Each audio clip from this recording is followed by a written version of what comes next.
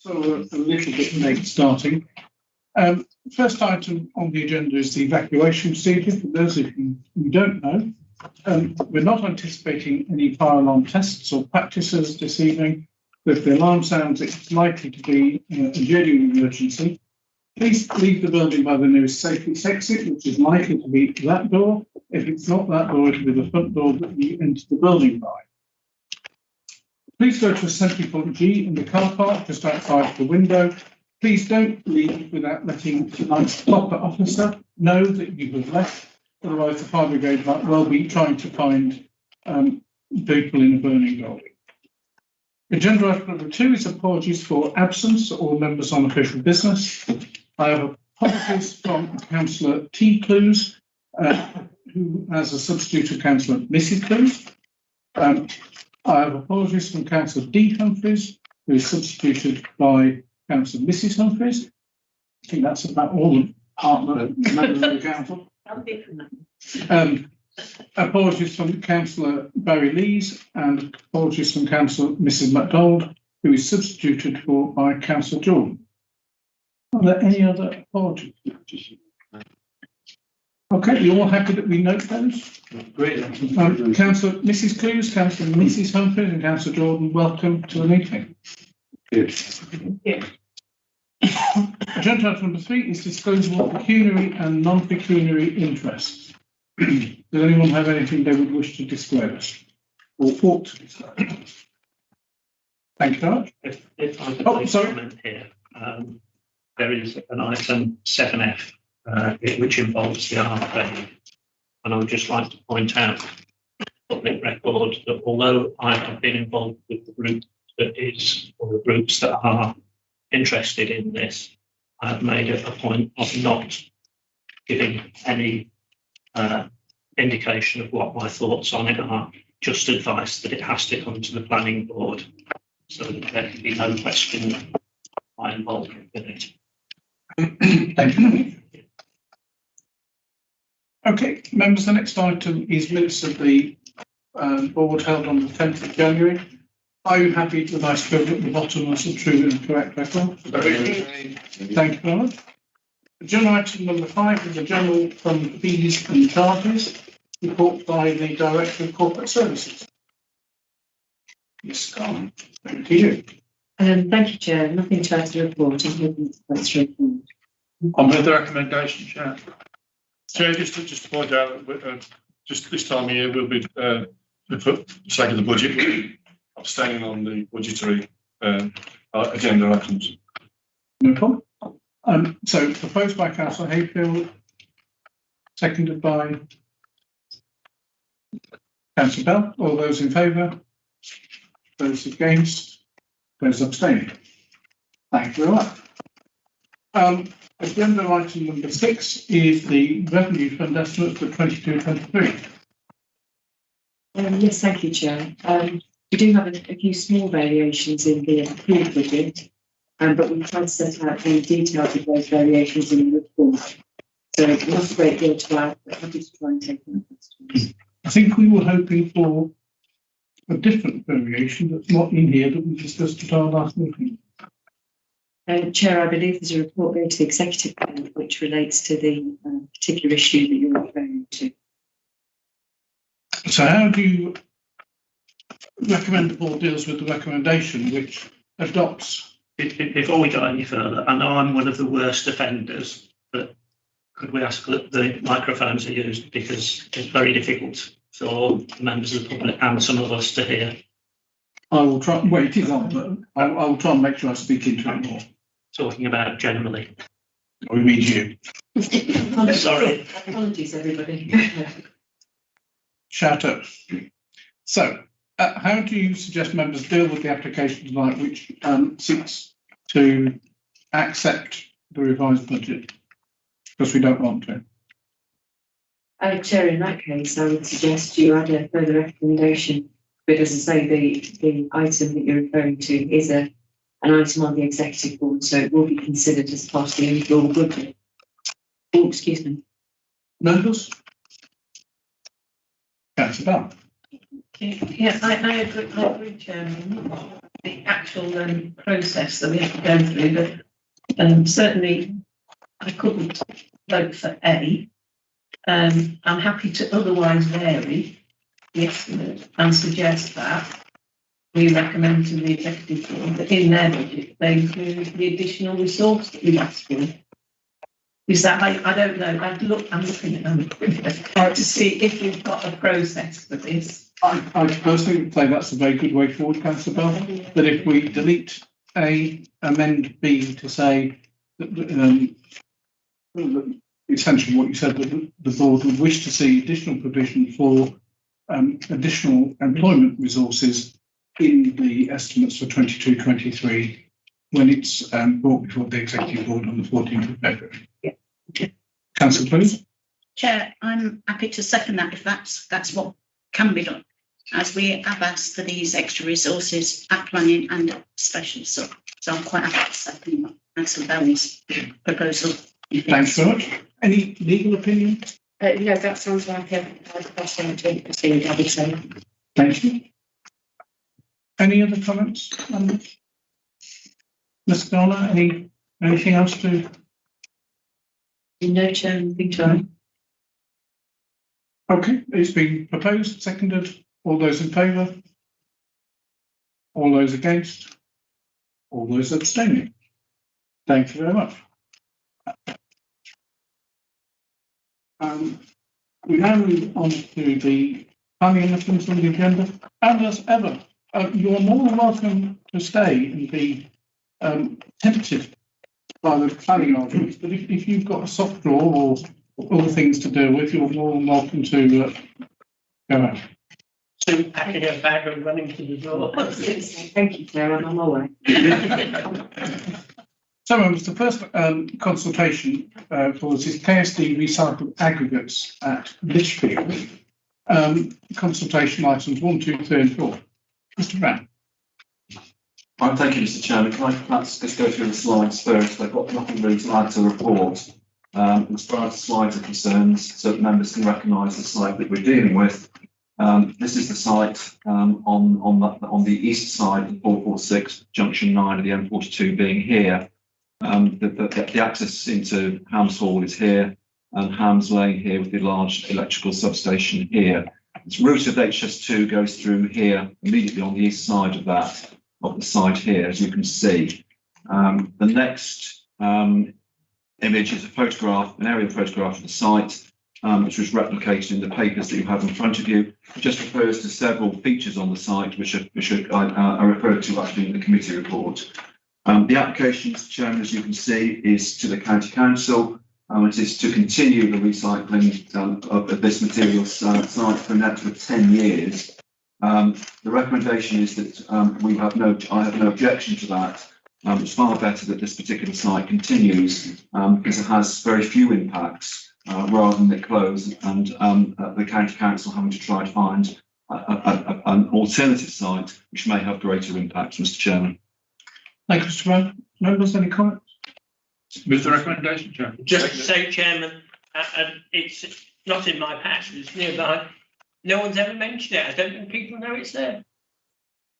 Absolutely. It's a very responsible operator, I think.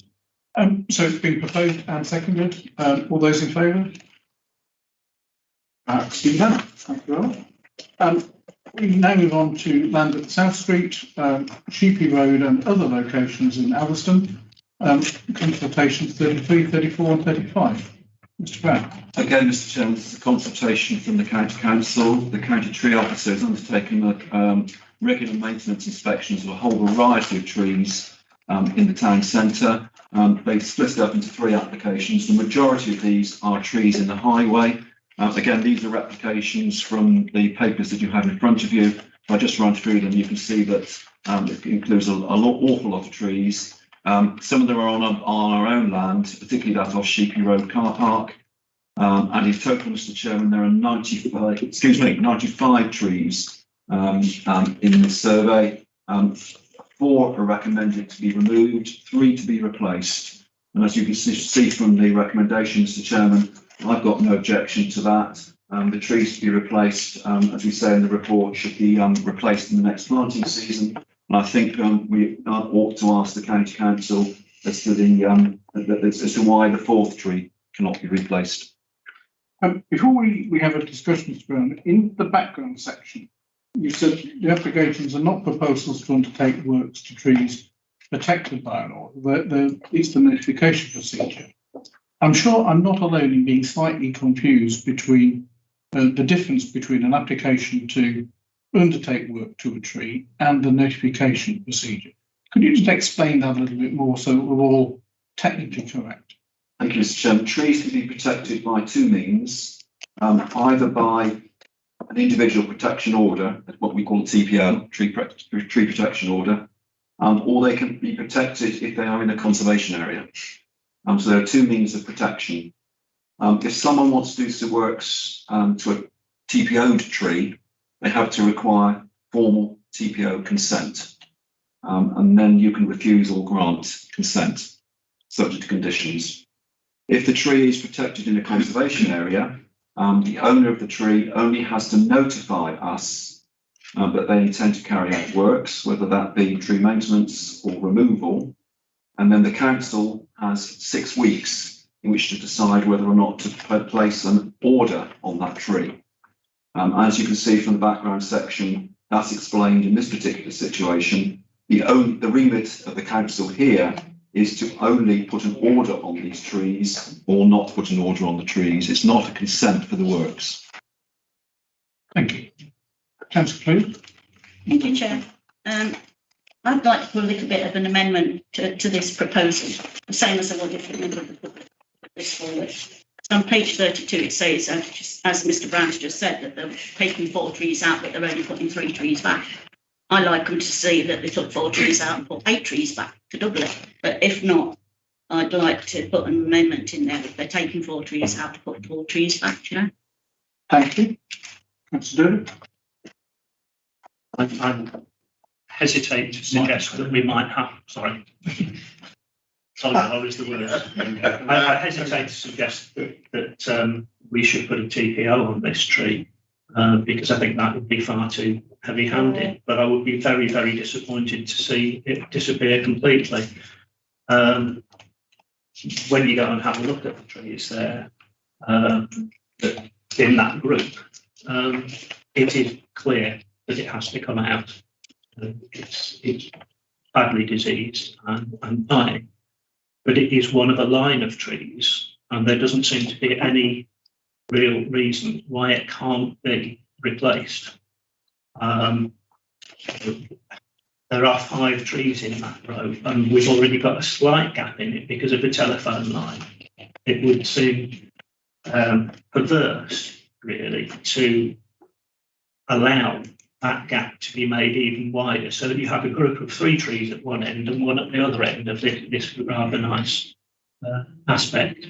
And I really don't want to see that disappear completely, particularly in the spring when they are greening up or even flowering.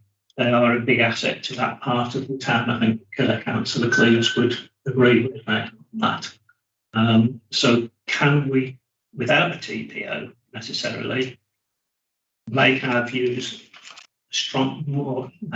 made known much more strongly than just saying, please have a look at it? Well, I agree with you, Councillor, and with Councillor Clues. I think that's absolutely the right thing for us to do. You might remember a couple of meetings ago we had the applications in Coleshill to fell a lot of trees. And the site visit, I think Mr. Brown was with the county forestry officer, who was actually very receptive. And I was honestly, really pleasantly, I shouldn't say, but pleasantly encouraged that it was somebody who seemed to me to be thinking on the same grounds that we were. So, Mr. Brown, if we could amend the proposal to put a bit more oomph in terms of not just suggesting, but actually as far as we can require them to do it, and perhaps invite the county forestry officer to come to a meeting of members, perhaps before a planning board, so that he can talk to us about the work he does and how we can better interact with him. I'll say do the second, Mr. Chairman. In respect of the first, this is notification, so we can't suggest conditions, and the county itself can't put conditions on. It will have to come in the form of a resolution from the board that the board strongly recommends that all 4 trees are replaced. I think that's what Councillor Mrs. Clues was proposing and Councillor Dervick seconding. Yes, definitely. Councillor Parson. I was just going to say, actually, support what Councillor Dervick and Councillor Clues have said. I mean, it would seem to me that, and indeed support what Mr. Brown has said, that there are no reasons given as to why this tree shouldn't be replaced now. I mean, perhaps there are reasons, but they're not here. We don't know, so there's that seems to me to be problematic. And, I think what's being suggested is the way we should go. So, excellent. So it's been proposed and seconded. All those in favour? Surprisingly unanimous. Rather unusual. We now move on to consultation number 6 for Lambeth Lindridge Road, Suffolk Coalfield. Again, Mr. Chairman, this is a consultation from a neighbouring authority. In this particular case, it's from the Birmingham City Council. Members may well be aware that under the City Council's development plan, land at Langley is allocated for residential development for up to 6,000 houses. That allocation is now turned into a planning application, and Birmingham is consulting us as a neighbouring local planning authority. In terms of the slide that you have on the screen now, the size of the site, as you can see, is the large one here, sort of tinted in light green. The A38 is this line down here. The Warmley roundabout is down at the bottom. Pedamore, which is referred to in the committee report, are the units which are here. The borough and city council boundary is along Lindridge Road here, and then it wheels its way down towards Wishaw. So this land here is actually. Sorry, Mr. Brown. Can anybody? I can't see where. No, it's not very clear. Can you? I don't know if your problem is not working. I don't know. It is working, but it's okay. The A38 is here. The Warmley roundabout is down here. This is Pedamore. Our boundary with Birmingham runs along Lindridge Road, which is here, and then comes down through here to Wishaw over here. That land there is Birmingham City Council land. In the report, you talk about a bit of North Warwickshire. Yeah, So the bit of North Warwickshire is that triangle there. On the other side of the A38. As I say in the report, Mr. Chairman, that land, that triangle, is allocated for land in our local plan as an extension effectively to this particular proposal. It's an allocation for 140 houses. And we already have pre-application discussions or negotiations started on that. So I suspect, given this application has come in, we should get an application in on that triangle of land within the next 3 or 4 months. As you can see from the report, Mr. Chairman, this is all allocated land, and then the issues really are the impacts of this on the borough. And as you can see, we've outlined 4 or 5 under the observation section. And I won't go through those, Mr. Chairman, because obviously members will have an opportunity to read them. If they agree them, and if there's anything else they want added, then we'll respond to Birmingham City Council, Mr. Chairman. And just remind us of the timescales, Mr. Brown. When do we have to be consulted by? Well, it's a formal consultation which Birmingham would normally ask for 28 days. But given the scale of the proposal, I suspect that could be extended. Thank you very much. Councillor Hayfield, then Councillor Dodd. Chair, I've got, I guess, an issue with this and indeed the next one, in that these are substantial applications just beyond our boundary. And I'm sure the officers have been working very diligently on this, but I'm not sure members have been able to keep up with some of the concerns in the nation. I know we've got these observations here, and they make sense, but I'm just thinking that, certainly I feel, that I haven't quite got a grip on these things yet. I just wonder if there's any way you can think of that we could get members more closely involved in these applications. Thank you. Councillor Dervick. I echo what Councillor Hayfield has said, but in addition to that, when you read through the report and through the report that they sent us from Langley, the numbers don't add up. There are differences. It varies between 5,500 houses on 303 hectares and 6,000 houses on 250 hectares. Well, the difference there is quite a sizable development. And I think we really need to have a little bit more diligence from authorities that are sending us these plans to make sure that they are consistent. And I don't know whether there's a way that we can bend that back without appearing very rude and ungrateful for the considerations that we've been given. I think that's down to Mr. Brown finding some civil service. As I said, Mr. Chairman, the consultation period is not going to close after 28 days. If members are comfortable with the 4 or 5 recommendations there, then obviously we can get those to Birmingham initially. But if you want me to bring a report back to the next planning board, plus clarifying the figures which Councillor Dirvix has referred to, then I can do so. Or you might wish to defer the whole thing until the March board. I think what's going through my head, Mr. Brown, along the lines of what Councillor Hayfield was saying, and to a large extent what you were saying, Councillor Dirvix, is I'd quite like us to send the 4 or 5 points that you identified in the report as a start of 10. But this is such a big application, and it's almost what I'm saying now is essentially what I want to say for the second, but rather the next application, that I think we should have a group of members who look at these very large consultations to try and understand the broader implications for us. Both of these will have huge traffic impacts. They both have got a lot of employment land, and that will materially impact our borough. So I'm sorry, Councillors, I didn't get a chance to talk to you about it beforehand. But if you like, I'm sort of feeling like a group made up of both sides of the chamber to look at this in detail and then bring another report back through Mr. Brown to the next meeting or the one after, so that we can collectively be more up to speed and more involved. Seems fine to me, logical thing, such a. And you're happy that in my head, I think almost a standing group, because there's going to be a lot of these things going on. I think we've got this one and the next item on the agenda. Yeah. But I think we'll start off with those two and then see where we go. Right. So instinctively 4 and 3, and everybody else can turn up and be involved if they'd like to. And not forgetting you're welcome to come as well.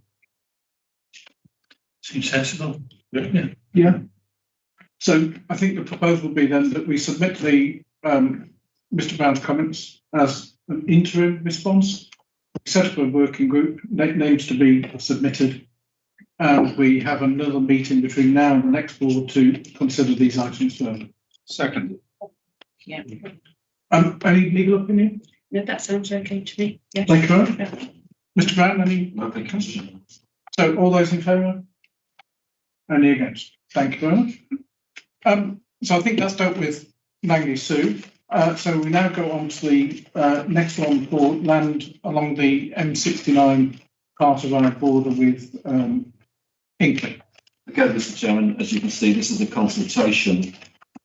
This particular application is going through the National Infrastructure Projects system, and it's not a planning application submitted to a local planning authority. The application has been submitted directly to the Secretary of State, who will or will not issue a development consent order, a DCO, for the application for the proposal, effectively to the Planning Commission. The Secretary of State will hold a public inquiry, and there is, in this particular case, Mr. Chairman, there is a statutory deadline for consultation responses, which was referred to in the board report, but that's not until after the March Planning Board. So therefore, in this particular one, I may have preempted what you were saying with respect to the last application, because it's effectively a preliminary report indicating some major issues, and therefore I'm giving an opportunity for members to look at it again, only reporting back in March. So therefore I suspect there may be a resolution moved from the board, similar to last time, Mr. Chairman. But do you want to run through the slides first? Yeah, yes, please. Shall I do it from the screen again? Members, or can you see the cursor? It's a white screen, it's one background. You see the cursor on here, right? The other one was black on. Yeah, Black and white, right. This is the M69.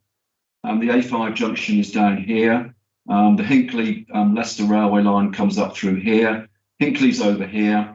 Barwell and Alvesthorpe are here. The application site is bounded effectively by the railway line and the M69 and junction 2 on the M69.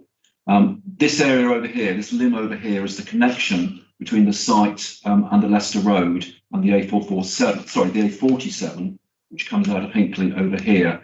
The other red lines are improvements to highways, which are referred to in the report. I think this is much more useful.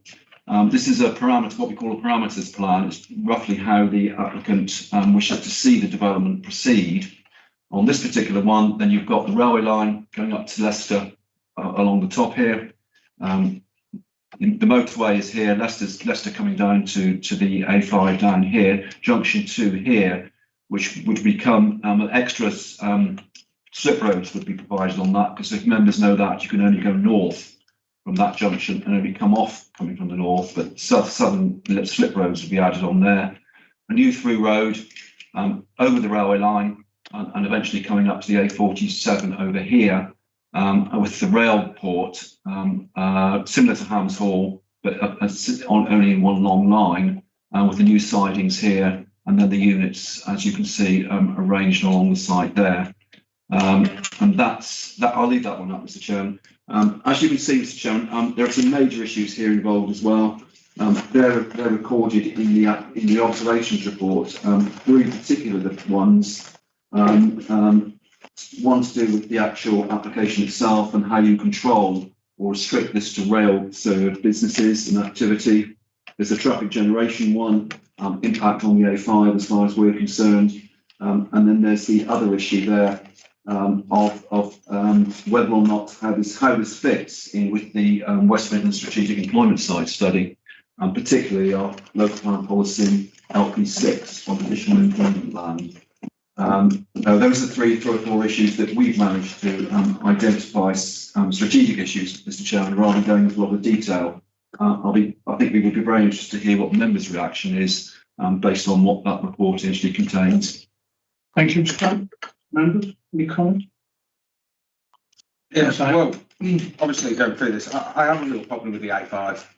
As you've mentioned here, we've got another application for junction 10 of the M42, which is causing quite a lot of stir in the area, running around the same base of lorry park, various employment sites and various other things like that.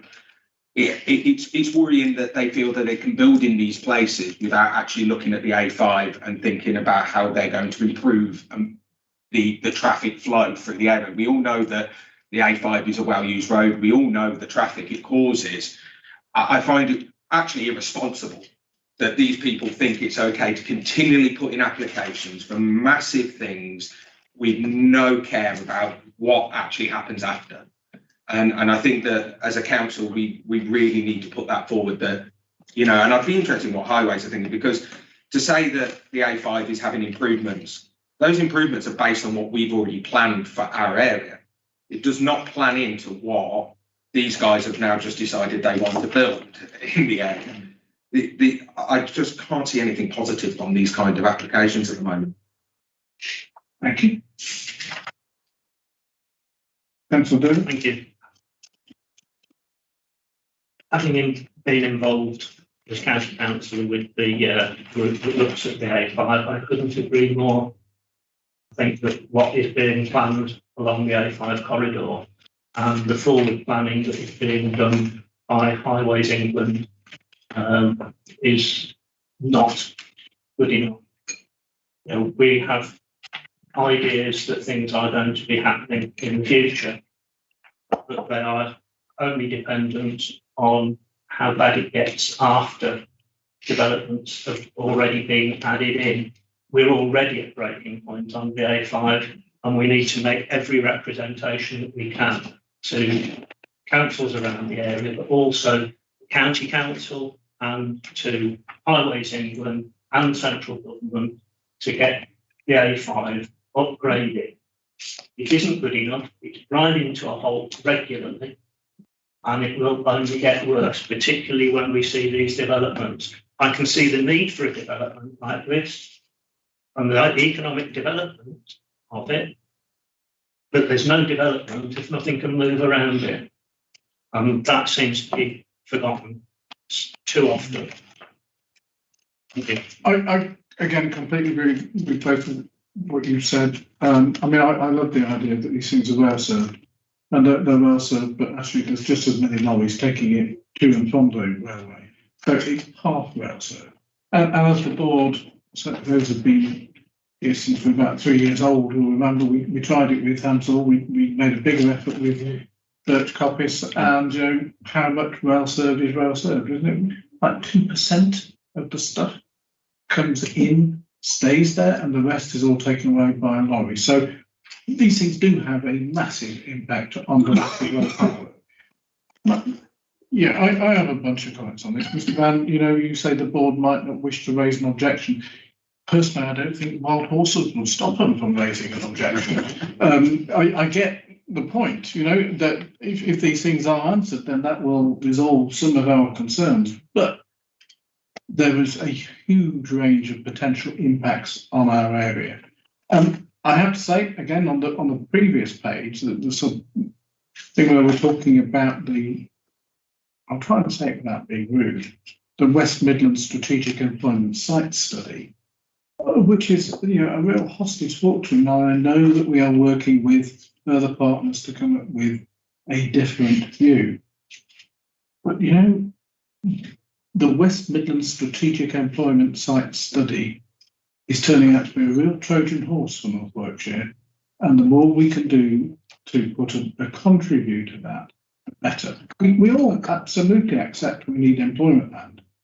We just don't want it to create more and more problems and provide less and less solutions, as opposed to a significant benefit for the developer. So I think, Mr. Brown, you're right. My proposal to the board was we do the same as we did on the previous one. We're happy with where we are at the minute. I'd invert the comments to say we wish to object unless we are collectively comfortable that these things will not happen, but that we take it up in the subcommittee and we come back to the board with a further view next time around. Yeah. You all happy? Entirely. So I'll propose that. I'll second it. Thank you very much. And those in favour? That's unanimous. Thank you very much, everyone. We now move on to the planning applications. First one of which is number 259 for Southview Weddington Lane, Caldercut. We have two speakers this evening. The first of which is Tamsin Coppell. Ms. Coppell, if you would take the speaker's chair while Mr. Brown introduces the report. Apologies, the lady joining us by Teams, I understand. We're all ready for that? Yeah, I think we usually have the speakers who are against the application first, so that the applicant. We've discussed this that the graph is going to be put the opposite way round. Okay. Yeah. So going forward. So apologies for that. And the first speaker will be Christopher Welford. So Mr. Welford could stand by on Teams while Mr. Brown introduces his report. Mr. Thomas. Right, thank you, Mr. Chairman. Members be aware that two site visits have taken place here, and notes of both of those visits are included in the papers that are in front of you. Let me just run through the slides. As far as members are concerned, then the site is this large detached, well, this is in fact a bungalow, a large detached property within the range of other detached properties on the west side of Weddington Lane, which is here, with the Redgate roundabout up here. This is the existing building, which in fact is now being demolished. If I just go back, that particular building is here. That was the existing building, which has been demolished. There again, and it's been replaced, as you can see here, with a new building connected to the existing buildings which are here. On this particular slide, then you can see the double garage as the original construction on that particular site, which is the shaded area there. And it's been replaced with this. Members will have seen that on the site visit, a 3-garage building with a playroom on the first floor. This is the site. This is the elevation facing the application site. The elevation facing the next door neighbour, which was Timberley, is this particular one. The 3 roof lights which are referred to in the report is there, and the Juliet balcony or Juliet opening, which is referred to in the end gable, is up here top right. This particular plan, again, this replicates what's in the agenda. The original building is outlined in red, and you can see the extent of the new building, and that's covered by the shaded area here, as you can see on the left. The tree to which was referred to in the report is in the neighbour's property here. That's protected by an order. And the tree, in terms of the aerial photograph, is down here. Again, you can see the new building, because as I said, this is a retrospective application now, so on that aerial view, you can see it. In terms of floor space or footprints, then the diagram there shows the existing, what was existing in red, and the replacement in the grey. And then in terms of the elevations, again, the what was there, as members, if you look at members can remember the original slide I showed, which is this particular building here with its mansard roof, and you can see the new building behind. That's the one facing Timberley, which is the objectors on the objector's side. This is on the applicant's side on that particular one. And again, you can see the changes there. That's the extent of the TPO. It's an area TPO. It's not an individual TPO. The tree which we're talking about is somewhere near here. As far as Timberley is concerned, that's also a bungalow, and the garage which members saw on the visit is there, which is referred to in the report, and the protected tree is there. I think that's the slides. It is, Mr. Chairman. So I'll run back to the proposal, which is that one, Mr. Chairman. And as members can see from the committee report, in fact, it is a retrospective application. The recommendation, Mr. Chairman, is one of refusal, basically because of the scale of the building and its subsequent impact on the lighting and daylighting, sunlighting and daylighting of the next door neighbour and their particular residential amenities. We feel that's sufficient to warrant a refusal. And the reasons for refusal are actually outlined in the report and the recommendation. So, Mr. Chairman, if members are comfortable with the recommendation, then they need to consider the possibility or expediency of enforcement action, and that's outlined in the report as well. But you may wish to take the two separately, Mr. Chairman, deal with the planning merits of the application first, and then look if there is a refusal, look at the expediency of enforcement action. Thank you, Mr. Brown. So our first speaker, Mr. Welford, welcome to the meeting. Good evening, Chair and members. Thank you very much for inviting me to the meeting. So, Mr. Welford, I'll just hand you over to our legal representative who will talk you through the process of public speaking. So, yes, Mr. Welford, you'll have 3 minutes to speak. I'll start the timer when you start to speak, and I'll let you know when you've got 1 minute left and when the 3 minutes is up. Okay, thank you. Good evening, Chair and members. We've never dealt with anything in relation to the planning system before, so if we've made any mistakes or have not fully understood the law or the authority guidance, we apologise in advance. If we can first clarify some points, from Timberley in relation to the old garage, the only view that we had of the mansard was when we came down our drive. From our reading of the first tree report from February 2021, we believe it contains a number of statements which are either inaccurate, could not be substantiated, and were inconclusive in return to the impact on the tree. The light report, again from our reading, was only based on planning data, and it did not reflect the difference in actual ground levels between the two properties, which we consider has an impact on its findings. In the tree report of November 2021, it states that the tree is 20 metres high, and we've roughly estimated the tree is 4 metres from the development. NHBC guidelines state that the depth of the foundations for a building from an oak tree at this distance at a minimum should be 1.5 metres deep in a low water area, but they require specialist engineering in a medium to high water area. Finally, we were advised by the applicant that when he commenced his build, he was only looking to replace his existing garages with a triple garage. That is the reason why we allowed him to place scaffolding on our property. From our reading of the National Planning Policy Framework, we believe there are two sections which relate to the position we find ourselves in. Section 12, relating to well-designed places. We consider our view of the development is consistent with looking at an industrial building. It is intrusive, overbearing and invasive. It is not sympathetic to the local area and our home, as it is so large and disproportionate in its scale. And we believe it does not improve the overall quality of the area, our home and our lives. Section 15, the natural environment. The development has already had an impact on the environment as the tree has been pruned. 1 minute left. Our concerns in relation to the proposed application are summarised on page 31 of the officer's report. We believe the committee will be mindful of the impact on the development on our human rights and well-being. However, we don't feel that the report reflects the close proximity to the development of our home in relation to debris-hitting individuals. In summary, we believe that the findings in the support and documentation to the application are not based on the most accurate information. They are not independent, and they're also not conclusive in their findings.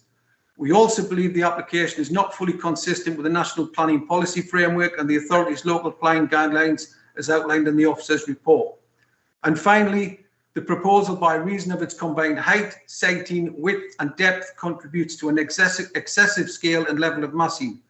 We believe that it is an inappropriate and unsympathetic development which is directly harmful to the character and appearance of our home, which as a consequence impacts on the quality of our lives. Thank you, Chair and members. Thank you. Thank you very much, Mr. Wilson. Members, do you have any questions for our speaker? In which case, thank you very much indeed, Mr. Wilson. Thank you. Our next speaker is Tamsin Cottle. Ms. Cottle, welcome to the meeting. As before, Ms. Ryan will talk you through the process.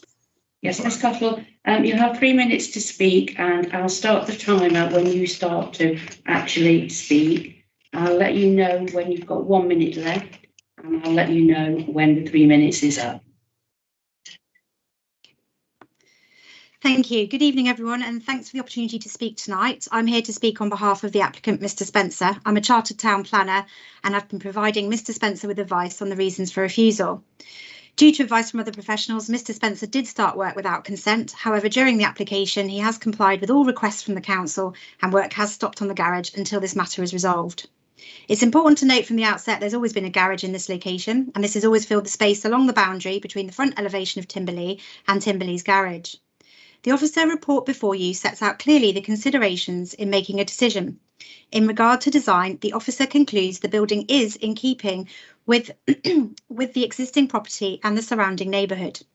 The proposed development will have no adverse impact on the protected tree in the neighbouring property. The council's own officer surveyed the tree in October and found no short or long-term damage.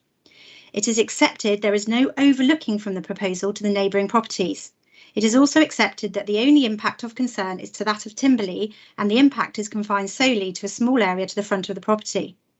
The main issue therefore comes down to the impact on the amenity of Timberley, and in particular overshadowing and outlook. However, it's important to note that whilst overshadowing is referred to in your policies, impact on outlook is not. In respect of overshadowing, a sunlight daylight report was submitted by the applicant, and this concluded that all neighbouring windows passed the relevant BRE, diffuse daylight and direct sunlight tests. The development also passes the BRE overshadowing to gardens and open spaces test. The report concludes that proposed development sufficiently safeguards the daylight and sunlight amenity of the neighbouring property. No evidence has been submitted to contradict this report, and we also note from the committee report the officer could not refuse on this basis. The issue therefore comes down to one of outlook. Given the previous building extended along this front boundary to Timberley's garage, we contend the only point of difference is the increase in height of the proposed building, not the overall scale or massing. As set out in the report, the height of the building has increased by 1.6 metres from the previous mansard roof. However, it is hipped, so pulled away from the boundary, and whereas the previous garage formed part of the boundary wall, the proposed garage has been built to be set back from this boundary line. If we look to policy and the reasons for refusal, LP 29 seeks to avoid unacceptable impacts on neighbouring amenities through overlooking, overshadowing, noise, light or air. As confirmed by the committee report, the proposal does not adversely impact on any of these matters to an extent that would warrant a refusal. Policy LP 30 refers to safeguarding the amenities of neighbouring occupiers. Whilst the proposed building is taller than the previous structure, it has to be recognised there was always a structure in this position, and the front of Timberley has always been subject to, in effect, a high brick wall along this length. It should also be recognised that Timberley has an extensive front and rear garden, and the potential impacts of the proposal are confined to a small area. We therefore do not see a substantiated reason for refusal in respect of either policy, and we request that members permit the application. Thank you very much, Ms Cottle. Members, do you have any questions for our speaker? Councillor Hancock. You say that the lady said about LP 30 neighbourhood amenities. So when we went to the site, this is incredibly large to the point that it is actually overarching the house effectively. That when we went into the neighbour's garden and we were looking at the tree, etc., this is a high building to the point that actually from those windows you can actually see everything that goes on in the neighbouring garden, neighbouring house. And actually that for me, when you talk about the daylight, so I'm unsure on what your point is there, because it is a large building that is encroaching on the neighbour's property. Is that directed towards me about the daylight sunlight? Yeah. The daylight sunlight report was undertaken and the building as built, and that concluded that there wasn't it met or passed all the tests, and there wasn't an unacceptable impact on loss of light to garden or the windows, and we haven't seen any evidence to sort of contradict that. There's no one has come back, and in your officer's report to committee he does actually say that he couldn't refuse on reasons of daylight or sunlight.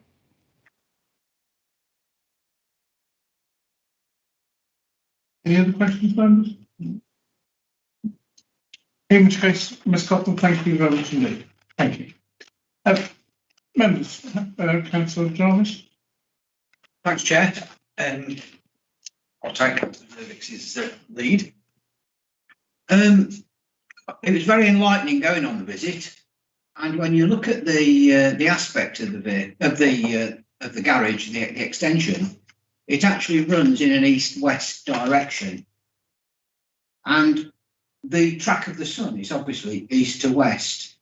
So the shadowing that comes from it is a direct shadowing and overlooking of Timberley, which undoubtedly, by this being nearly 2 metres higher than what the previous building was, it does have a substantial impact on the overshadowing or the shadow given when the sun traverses down the pretty well in line with the A5 is the travel of the sun. So it does give a considerable shadow for a considerable amount of time.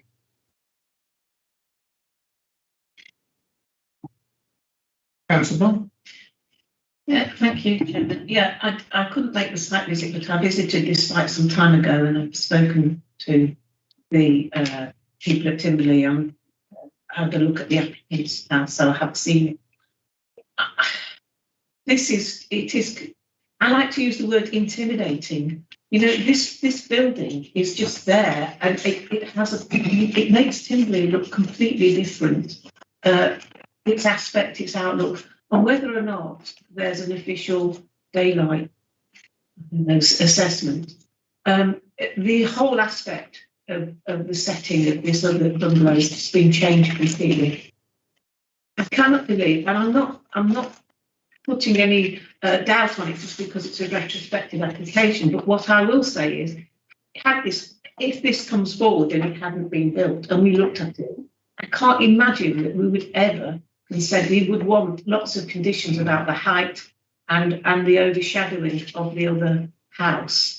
So I just feel that this is completely out of keeping. It's not particularly out of keeping with the neighbourhood because these houses are way back from the road with lots of tree work, really, gardens and trees in front of them. But it's the fact that it is actually out of keeping with the neighbour quite considerably. So I absolutely support the recommendation of this report. Yeah. Councillor. Thank you. I suspect that the word that you may have been looking for was overbearing. Yes, thank you. As soon as you walk onto the site and walk along towards Timberley, you are aware of this big mass of you there. We've been told that no permanent damage has been done to that oak tree, and that we have to take the experts' advice on. But I think it's only luck that has happened. You know, the building is far too close to that tree and for the development of the tree in the future. It is retrospective and that shouldn't make any difference. And I've been very careful not to take that too much into consideration, but we do seem to get a lot of applications where people think that they can just build something and they'll get away with it because it is up there. Even without that suspicion, I just think that this is totally inappropriate. It is too close to the border of the applicant's land. It's too big, and it has too big an effect on the neighbouring property. If it was a lot further away from any neighbours, if it was in the middle of the plot instead of right up against somebody's border, then we may look at it again. But certainly where it is at the moment, I can't see any excuse for leaving it and not refusing it planning permission. Councillor Phillips. I agree with everything that's been said, Chair. I mean, I didn't get to the second visit, but I did do the first visit, and I think I agree with everything. So it's overpowering. It's I'll move the recommendation, Chair. Thank you. Councillor Wilson. Just a second, the recommendation. Thank you. Before we go on to voting, Mr. Ryan, could you try and interpret for me what the forestry officer was saying? Because I've read the section report 3 or 4 times and I'm still not really clear. I think what he's trying to say is I've compared this tree with another tree and they're growing at the same rate. But I don't know the circumstances of the other tree. I'm presuming it was comparable. And therefore, taking 2 oak trees in the same garden, they're growing at the same rate. And he thinks he's had enough time to assess a 4-year change in growth. Is that right? Or Can I just add to that? That was one of the questions that I was not sure of, because the tree that is being held up as a good comparison is a standalone tree in the middle of quite a large area of grass, whereas this is actually one in a group. And I don't think that it is fully compatible, but I'm not an expert. Me either. Mr. Brown, we're looking at you as our tree expert. I wouldn't do that, Mr. Chairman. I mean, looking at the quote that's actually in the report, which is from the tree officer's papers, and he does compare it to an existing tree in the holding of Timberley. I do not know where that tree is. And I don't think the report identified where that tree is. It is identified in the report. Oh, it is. Basically, he's saying that what he's saying is that his view is that this particular tree has not suffered because of the works to the new building, and he's taken that view because of the presumably visually it's the same as the existing oak tree as the existing oak tree elsewhere in the holding. So therefore, he's comparing a tree some distance away from the garage to this particular tree, and he's saying that visually there's no difference, and therefore it would appear that the tree, as you say here, has not suffered any short or long-term damage. That it hasn't coped with. Yeah. Okay. Thank you. It's on page 7 of 8 in his report, which is page 59 on our electronic copies, or page 120. And I didn't find that any easier to understand than the report, to be honest with you. But yeah. I think I understand a little bit more. So we've had a proposal that's been seconded. Are there any alternative proposals? Councillor Phillips, would you mind if we took your recommendation in parts and we were to do item A and D first? And if that's carried, we move on to item B and C as enforcement issues. Okay. So, members, item A and D, essentially that planning permission is refused for the reasons printed, and secondly that on a without prejudice basis, officers engage with the applicant to review any alternative proposals he or she may have. Let's see those in favour. And any against? That's unanimous. That then takes us on to enforcement, which is items B and C. Can I see those in favour? And any against? That's unanimous. Thank you very much. So planning permission is refused and Mr Brown is authorised to undertake enforcement. Members, we now move on to application 678 for the arcade 71 Street Stone. There's here. There's an extra T in it. We have one speaker, Mr. Gareth Chamberlain. Mr. Chamberlain, if you take the speaker's chair while Mr. Brown introduces his report. Mr. Brown. Thank you, Mr. Chairman. I've only got a couple of slides. Local members should know where the arcade is. Long Street's along the top here, with the bus station and the rear elevation here. The existing elevation is painted brickwork, as you can see, and then the suggested mural is a different scale, Mr. Chairman, than the previous slide, so therefore you must be aware of that. All I will add, Mr. Chairman, is that the grant funding comes from the council's welcome back funding arrangements, and that I understand that all works have to be done by the middle of March, otherwise the funding is completely lost. And that's the reason why it's brought to this particular board meeting, Mr. Chairman. We wouldn't normally bring an advertisement application to you, but in this particular case, it's got wider public immunity issues, and therefore that's the reason I reported it to you. We're suggesting, Mr. Chairman, that there are pros and cons for this one, whichever way you look at it. But it could be a welcome asset for the town, and we're suggesting a temporary consent. Thank you, Mr. Brown. Welcome to the meeting, Mr. Chairman. Thank you very much, Chair. Ms. Ryan. Mr. Chairman, yes, 3 minutes to speak. I'll start the timer when you start to speak, and I'll let you know when you've got 1 minute left and when 3 minutes left. Thank you.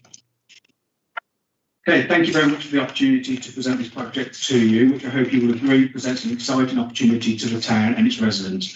Obviously, you've received a project proposal in advance of this meeting, but I thought it'd be useful to give a little bit of background to what the project encompasses.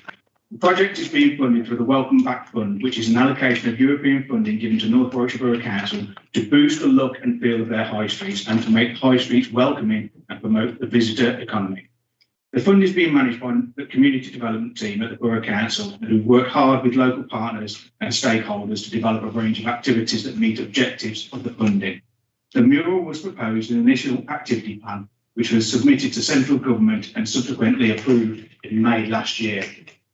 The activity plan was developed and supported by all members of the Welcome Back Partnership in Atherstone, which comprises of Borough Councillors for Atherstone, the Town Council and Atherstone Partnership, and meets on a regular basis to discuss and agree all activities.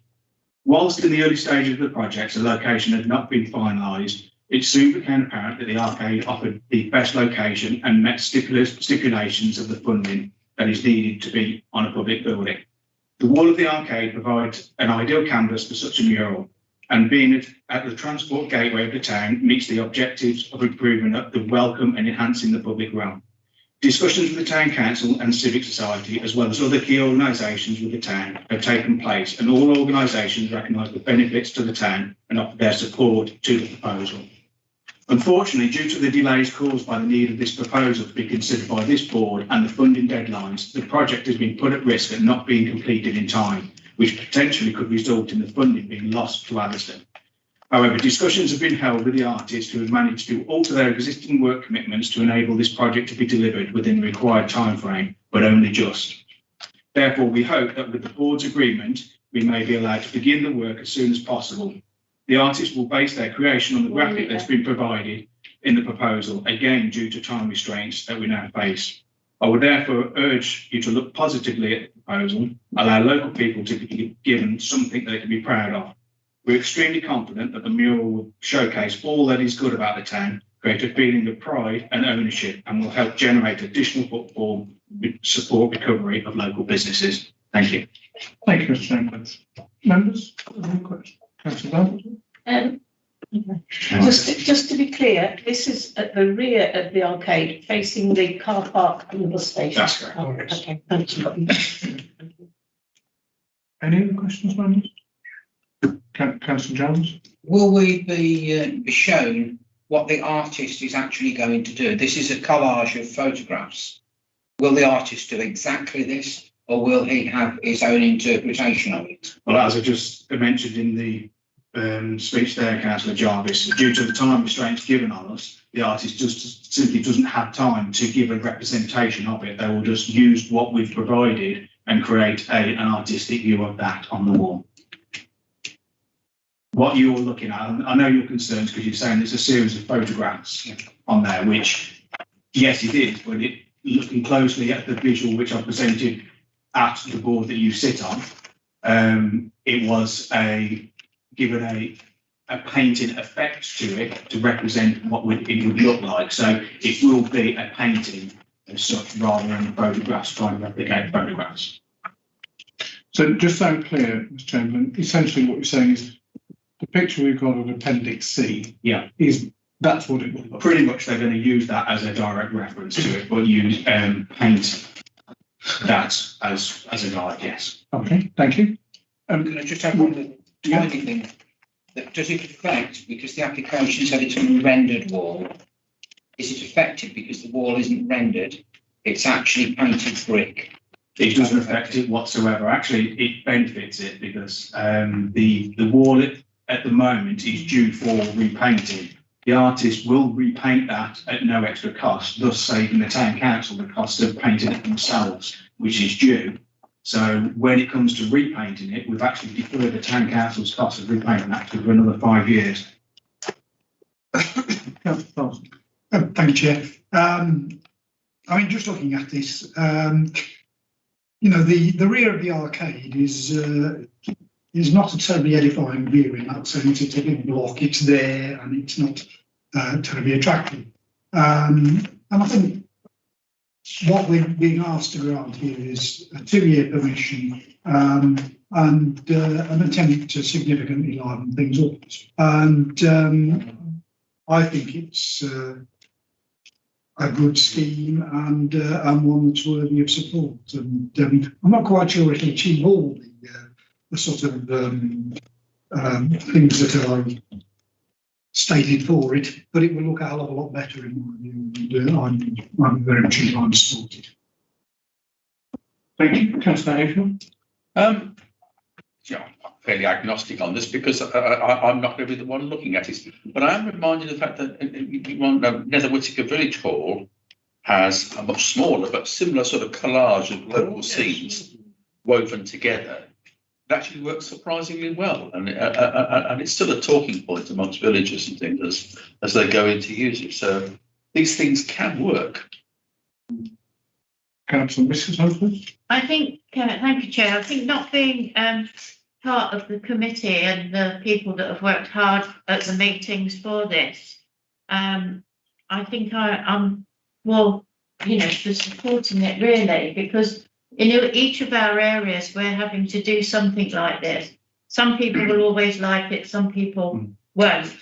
And I think, you've got to spend the money or lose it. And I think sometimes some improvement is better than none. And listening to the Addiston people that have worked hard towards it and their opinions, well, we'll see what happens.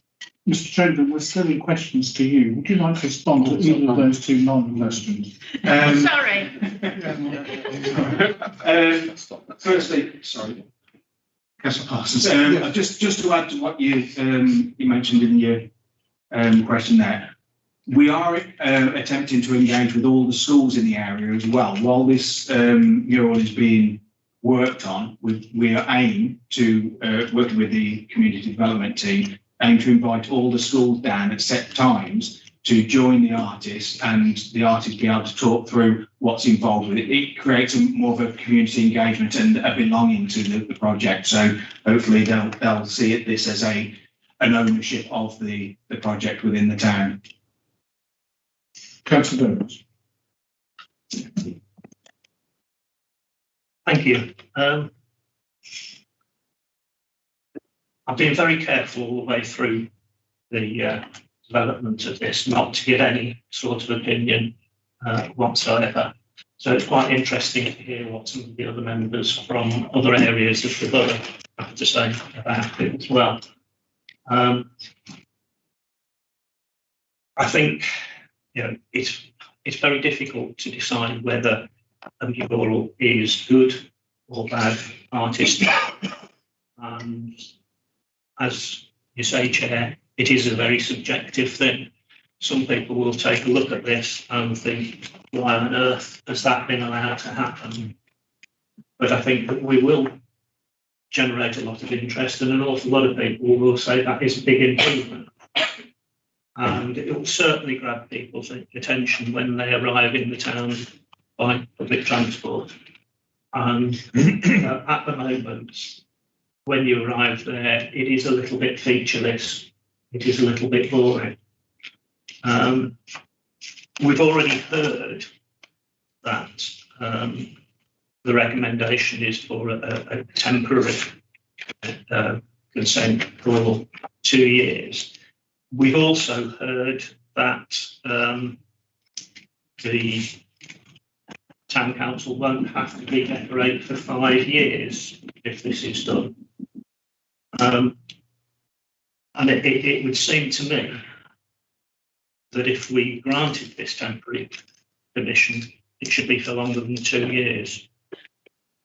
Personally, on balance so far, I haven't heard anything to persuade me not to grant it permission, but I would like to see the condition of it reviewed after 2 years, so that if it has deteriorated in a bad way after 2 years, something can be done about it. Otherwise, that the permission should allow it to continue till the next time it needs to be redecorated, which is in 5 years' time. And then at that point, then something different will have to be done. But I think that 2 years, just going on the cost and the green effect. Excuse me, Chair, is this a question? Because we're still in question. My apologies then. Do you think it would be better to let this go on until the normal redecoration, or that 2 years would be an acceptable compromise? Thanks for your question, Councillor Davis. My apologies, Chair. We expect a long answer. I'll try and keep this short. We never anticipated this being a long-term project anyway. It was always a short-term project. The artist said the mural could last up to 20 years. We've sourced various different quotes from various different artists, but it ranges from 5 to 20 years, depending on the coatings, protective coatings that could be added to it, which is not a perspex sheet. I think it's just an added coating painted on. We have suggested that we'd be very happy if it lasted 5 years, which would be the duration of the time we anticipated that the town council would be then looking to repaint the building anyway. It looks as though it's due to be repainted now, and I think it's been about 4 years. I will stand correct on that, but I think it's been about 4 years since it's been painted. So it is due to be repainted anyway, and the artist said they will paint over the existing roof now before they paint. So we're hoping that it will certainly last 5 years anyway. But we're happy if it lasts longer. Anyone else want to make a speech and disguise it as a question? Is that for everybody in the room? No, let me finish the question. You weren't the only one, Captain. No. I do have a couple of questions, Mr. Chairman, if you don't mind. The report tells me that the applicant has indicated their intention to display further murals in the future and a willingness to extend a condition controlling the content. Is that on the same site or? No, there are further murals planned. I believe the boxing club are having murals inside the boxing club themselves. That's being done by the same artist, I believe. The Safer Streets campaign have also been in discussions about having murals in the areas that they deem need to be brightened up a little bit. So again, it's working part and parcel with those organisations. We are not actually planning on ourselves, as far as I know, through the Welcome Back Committee, planning any other murals other than this one. In your early comments, you referred to it being European funding. I'm presuming it wasn't. It's government funding. No, the funding actually comes from. Right, this was given by the community development team. I don't know.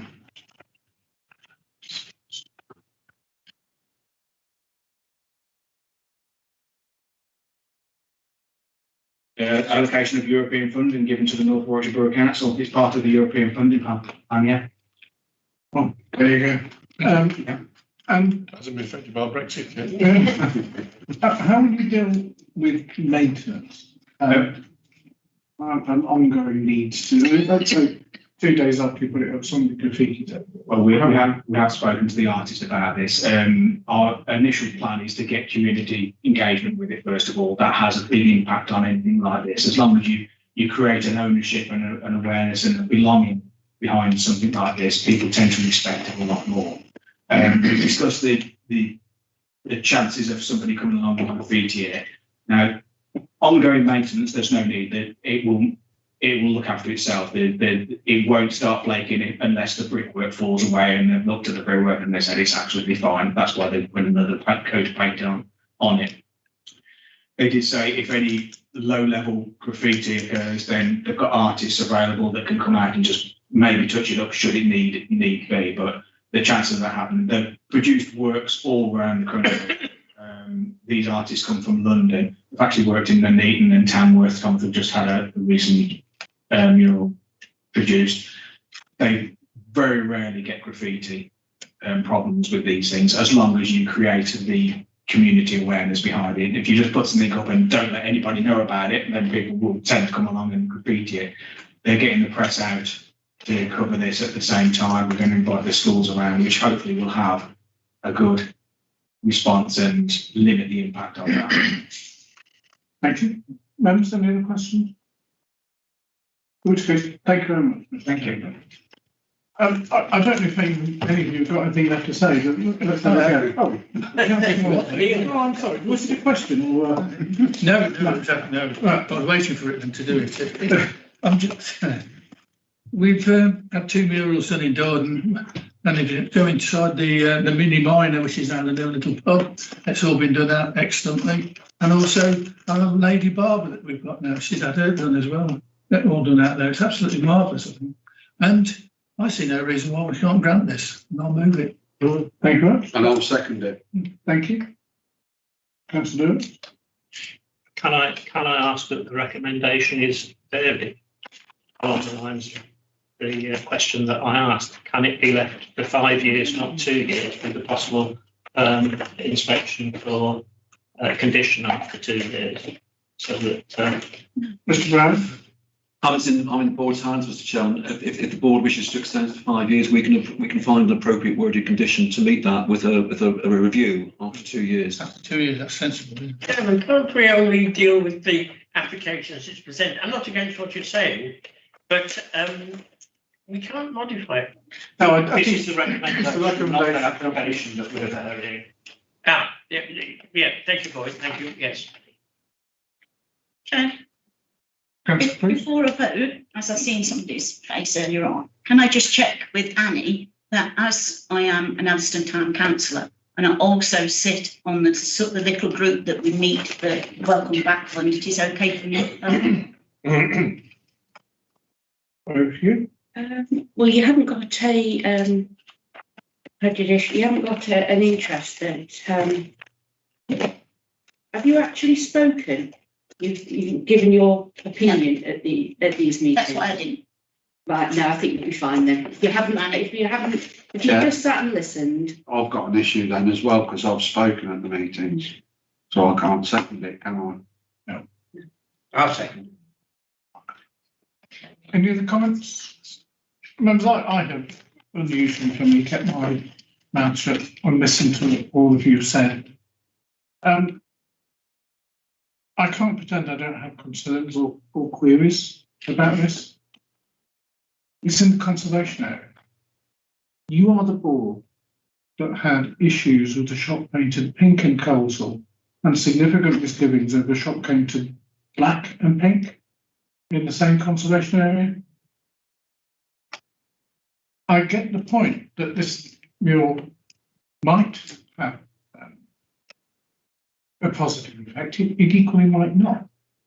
And I would feel guilty afterwards if I didn't say that I'm not sure how this fits in with the conservation area status. Mr. Brown, in your report, you seem to make a difference between the front of the conservation area and the back of the conservation area. Is there any standing in law for that? I agree that the site is wholly within the conservation area, Mr. Chairman, but you have to look at the impact and the harm. In terms of the overall setting of the rear of the site, as members have said, it is different to the Long Street frontage. The Long Street frontage will always take priority in the conservation area. That's not to say that the back should not, but it's of lesser importance in terms of when you assess impact. And you have to assess the impact of development on the setting of the conservation area. Now, when you see several reports, several applications come to you in Addiston, Addiston conservation area is divided up into several parts, and therefore something which may be acceptable in one part of the conservation area may not be in another. And I accept that sounds anomalous, but you have to take the actual situation as it is on the ground. The back of this particular property is in a different setting to the front, and I think that has to be recognised. So your view is that this will enhance the desirability of preserving or enhancing the character? What we're saying, Mr. Chairman, is that there is less than substantial harm. There's not substantial harm here, there's less than substantial harm. If there is less than substantial harm, the NPPF requires you or the council to balance that against community benefits. And that particular balance we have done, and we're suggesting that the community benefits outweigh that less than substantial harm, provided there's a temporary consent. Just one final question, Mr. Brown. Who is the Addiston Heritage Team? You may ask a local member, Mr. Chairman. All I've done is copy what is coming through us from the Heritage Team. The only reason I'm asking is it's put forward as I'm presuming a consultee. So to have consulted them, you must know who they are, surely. I'll see if local members have got a comment with that, Mr. Chairman. Can I ask Councillor Davis, because I'm asking, not saying, are you part of it? You can ask me.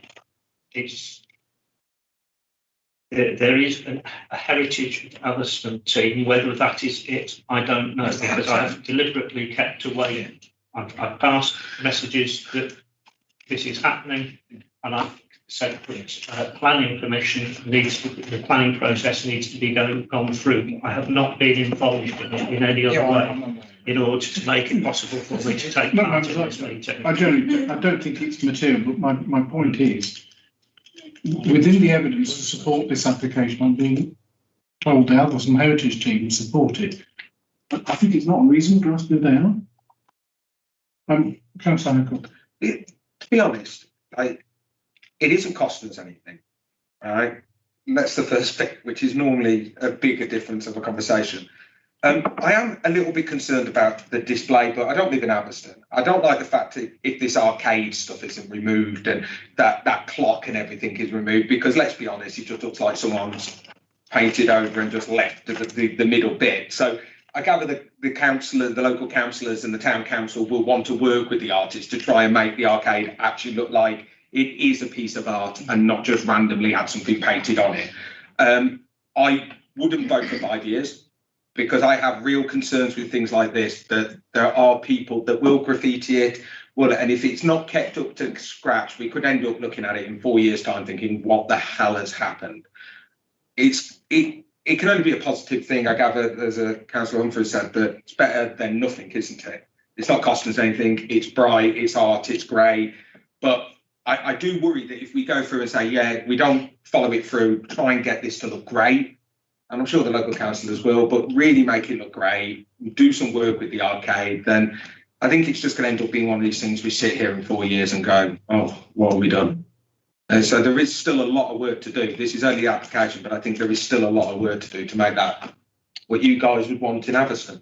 You know, Councillor Cox, looking over there, Councillor Hickel's jumper looks a bit like the arcade as it stands. And I am perhaps persuaded that I don't want to look at Councillor Hickel's jumper for the next 5 years. I'm just thankful I can't hear all this, Jim. I'm saying I share your concerns to a certain extent, but I think it's lots of things outweigh that little concern. I think the mayoral will enhance the town. I don't think it'll be graffitied. I think I'm sure that whoever these Atherstone Heritage people will keep an eye on to make sure it isn't done and make sure it's got back to it. And again, I shall move the recommendation. Thank you. I mean, I'd just say, Councillor Morse, I don't necessarily think it would be graffitied either. It's just what, is there a 9-foot plan? I understand. Members, yeah, I'm not going to propose any alternatives. I'm simply going to vote against it. So it's been proposed by Councillor Mawson, seconded by Councillor Moss. All those in favour? And those against? Advertising consent is granted. Yeah. My understanding, tell me if I'm wrong, members, your proposal was for 5 years, not 2, Councillor Murphy. Yes, it's fine. Yeah. We don't take another vote on that. I think it's clear enough beforehand. As long as everybody appreciated that what they were voting for was 5 years. Okay, I apologise, members. That was my fault. Let's take the vote again. Yeah. On the basis that you're voting for the recommendation as printed, but 5 years instead of 2. With the review, 5 years with the review. With the review. That was the words, I believe. I agree with that, Mr. Chairman. And I'll second it again, Chairman. Those in favour?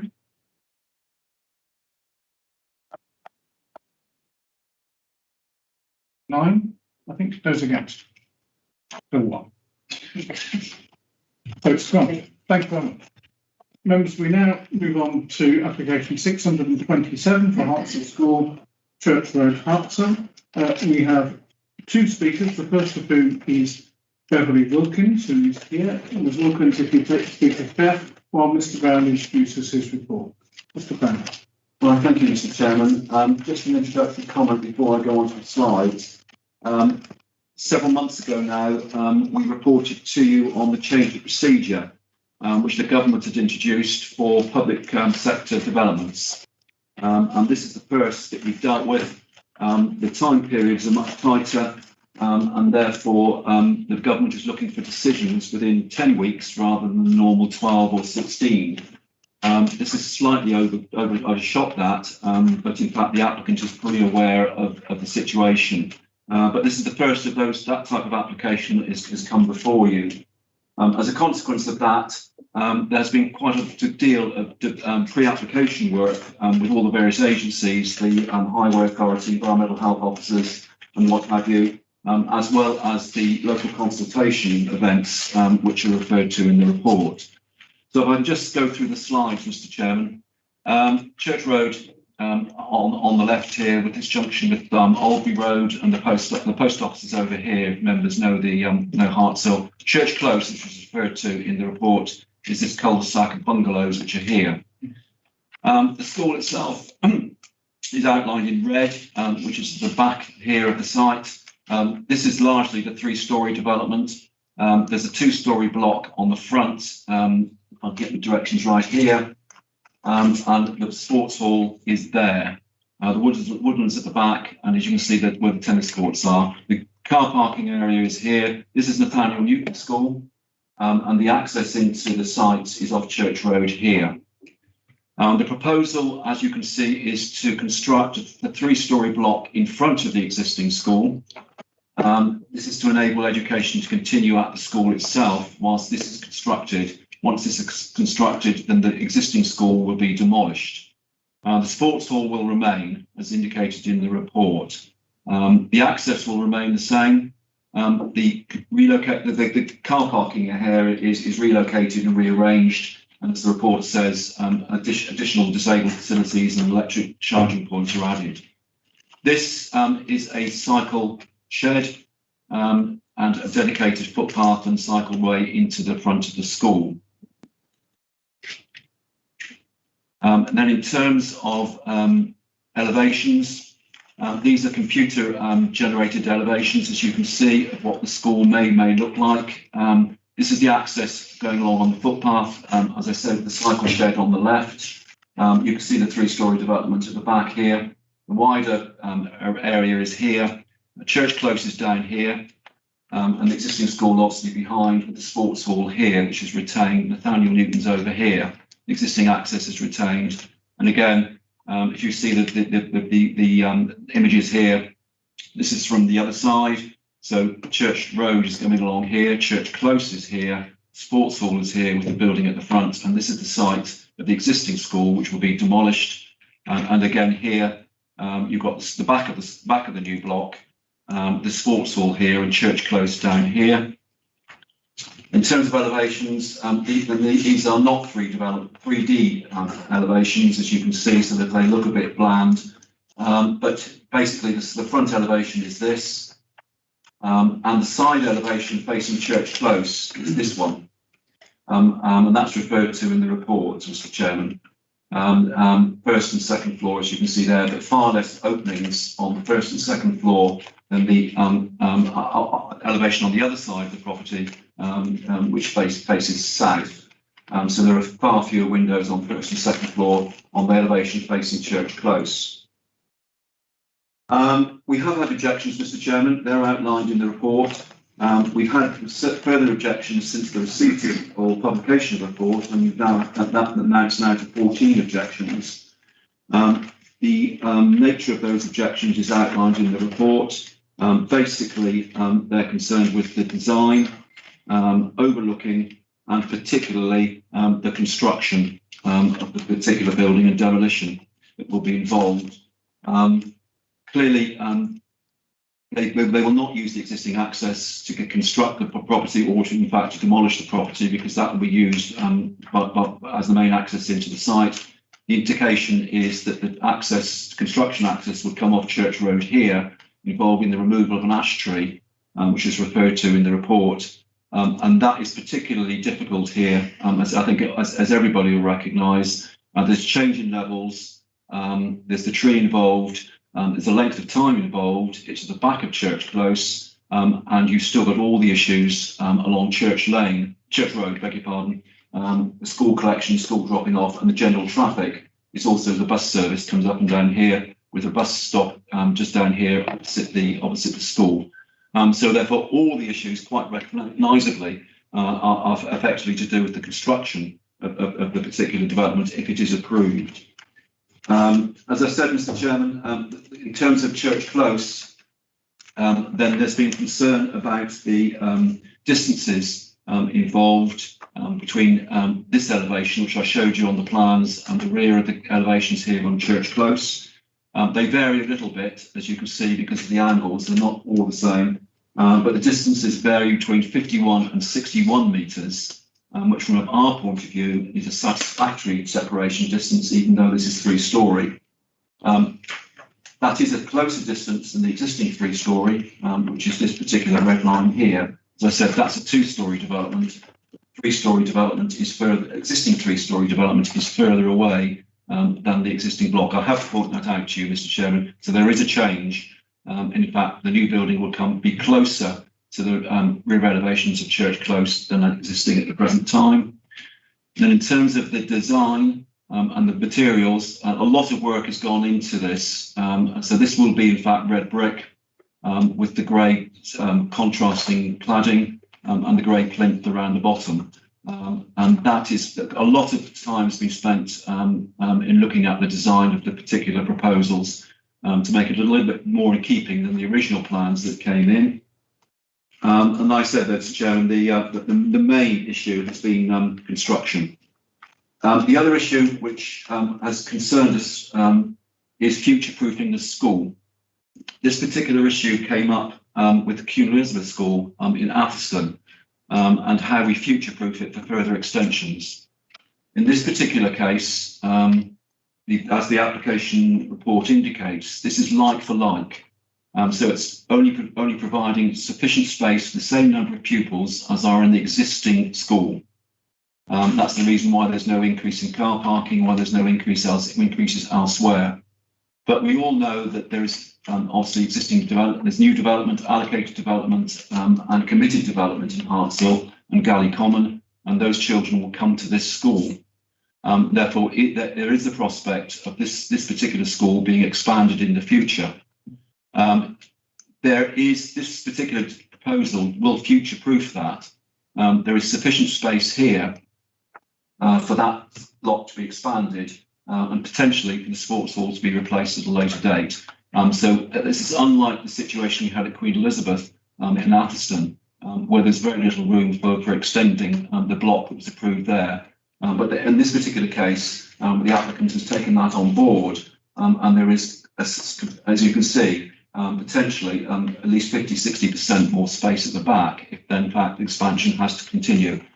That will bring its own other issues, Mr. Chairman. I understand that in terms of traffic impact and traffic generation and possibly a secondary access. That is something which will have to be looked at in the future. But from our point of view, the scheme future-proofs in terms of built form the proposals so that the possible expansion of the school. So, Mr. Chairman, there are adverse impacts here. There's no doubting that whatsoever. And it's a question really of where the balance, members feel the balance lies. You've got a school which is not fit for purpose in terms of its buildings. It's all DFE. The DFE have included it in their funding regimes and grant funding regimes for the present time. They wish to see it replaced like in terms of size, and therefore it's a question, Mr. Chairman, of whether you feel that, or the board feels, there are greater public and community benefits involved here than the adverse impacts that will be caused as a result of this proposal. Thank you, Mr. Chairman. Thank you, Mr. Grant. Before we go to our speakers, you mentioned that the building will be closer to the properties near to it. How much closer? Well, the distances here vary between 51 and 61. Between the Church Close elevations and the elevation of the block. The 3-storey development is here, so you can see it's coming halfway. So this would be 120 metres. And with the future proofing, would that take elements of the building even closer? Well, we don't know, Mr. Chairman, what form that might take, but the form would clearly be in here. And that application had to be dealt with at that particular time. The reason why this gap is here is because, as the report indicates, there's a pipeline going through here which cannot, which has got easements on either side of it, so we cannot extend beyond that. It cannot be separated from here, but there would be sufficient space in here, accepting the point you're making. The design of that would have to be looked at, particularly at that time. Thanks, Mr. Brown. Mr. Wilson, welcome to the meeting. You have 3 minutes to speak. I'll start the time when you start to speak, and I'll let you know when 1 minute's left and when 15 minutes left.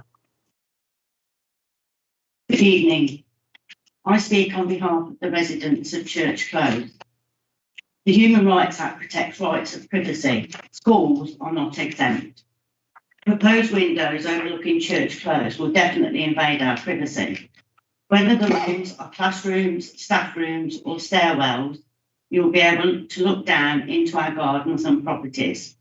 People now have personal devices with cameras to enable you to zoom in. This could encourage criminality and breaches our rights to privacy. We must insist these windows are obscured. A road is to be constructed only 1 metre from our rear fences leading to a site car park.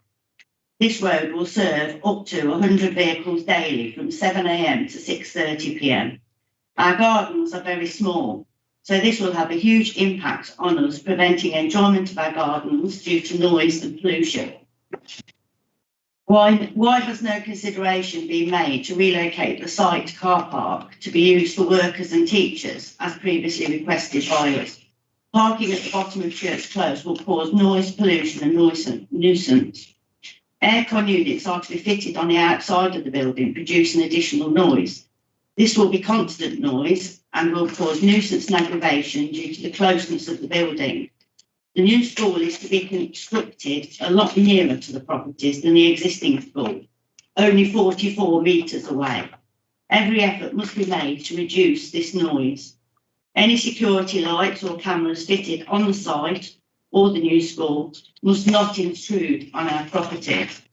This is a large development to last 2 to 3 years. We will suffer noise, dust pollution, disturbance and inconvenience, as well as incurring higher utility bills and other expenses without any recompense from the school, contractors or council in our council tax. 1 minute left. 98% of residents in Church Close are retired, with some in ill health. Some also now have a short lifespan. We spend the majority of our time enjoying our properties and gardens. This development could have a major impact on our health and well-being. We are extremely disappointed that no consideration has been given to us retired residents and how this development will affect us. We also have concerns as to how this application has been dealt with. The expansion site that gentleman has just said will be far too close to Church Close. If we're not going to be listened to, then can I have the name and contact address of the planning inspector, as we may consider making an appeal if we thought matters are ignored. Thank you very much. Thank you. Members, do you have any questions, our speaker? Just the one, Chair. Mr. Brown mentioned that it was 51 metres away from the building. You just mentioned in the planning application, it states 44 metres. Yes. Whereabouts on there, please, Mr. Brown? Does it say 100 and whatever metres? It's 44 metres. It's 44 metres on your planning application, and we've been told by the contractors it's 44 metres. It depends where you measure it from, Mr. Chairman. The 44 is from the back of the garden, the 51 is the rear elevation. So therefore that's the reason why there's a difference between the rear elevation dimension and the back of the garden elevation. So 44. Thank you. It's 44 from the back of the back of the garden, the red line on the plan. The rear elevation is 51. Thank you. Councillor With Chapter. the new building, is the new building higher or lower than your gardens, or the same level? Higher. We're in bungalows, and the new building will be 3 stories high. The actual land. Is the land level? Yeah. Or is your house higher? Our bungalows are slightly higher than the field. On the ground level? Yeah, the gardens are ground level Yeah. with the field, but the bungalows are slightly higher. It's pretty well flat. Well, if I go into we've got a 6 foot fence. If I'm in my garden, I can't see over the 6 foot fence. But if I go in my lounge or kitchen, I can see over the 6 foot fence. Okay. Members, any more questions? In which case, thank you very much indeed. Yeah. Ms. Wilkins asked for some information on the planning inspector. Could you ensure that he has that after the meeting, please? Yes. Thank you. Our next speaker is Mr. Simon Lomax, who is joining us via Teams. Mr. Lomax, welcome to the meeting. Thank you. Ms. Ryan, could you talk Mr. Lomax through the process? Let's get this set up.